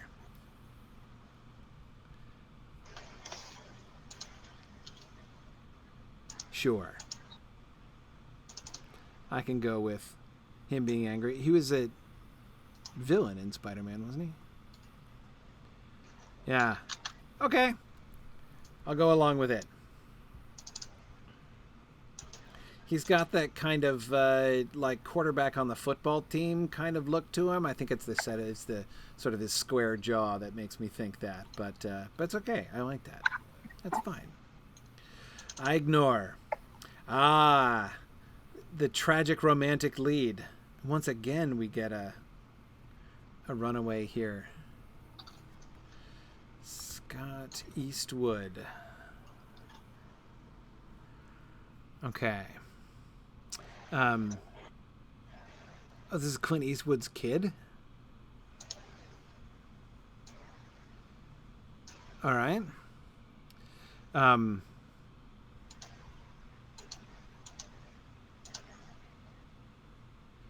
know almost nothing about him, but sure.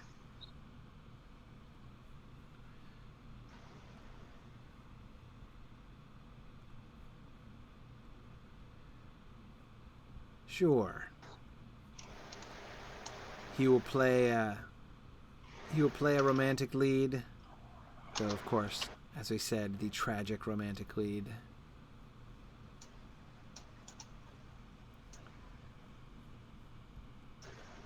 Sure. Okay. All right. Yeah. It's fine. Yeah, Marie says we need him to be someone who will take on a Balrog. Yeah. Yeah, because we were going to have him killed off by a Balrog, weren't we? He needs to die in the Dagor Bragollach, so yeah. Okay. Sure, absolutely. That looks great. Or a Dreth. Okay.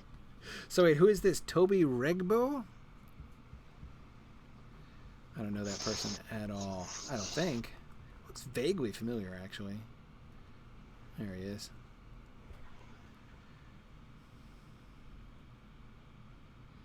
No, I don't think I do know him at all.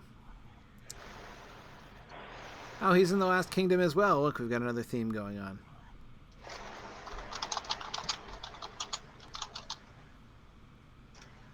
Oh, yeah. He can play Orodreth.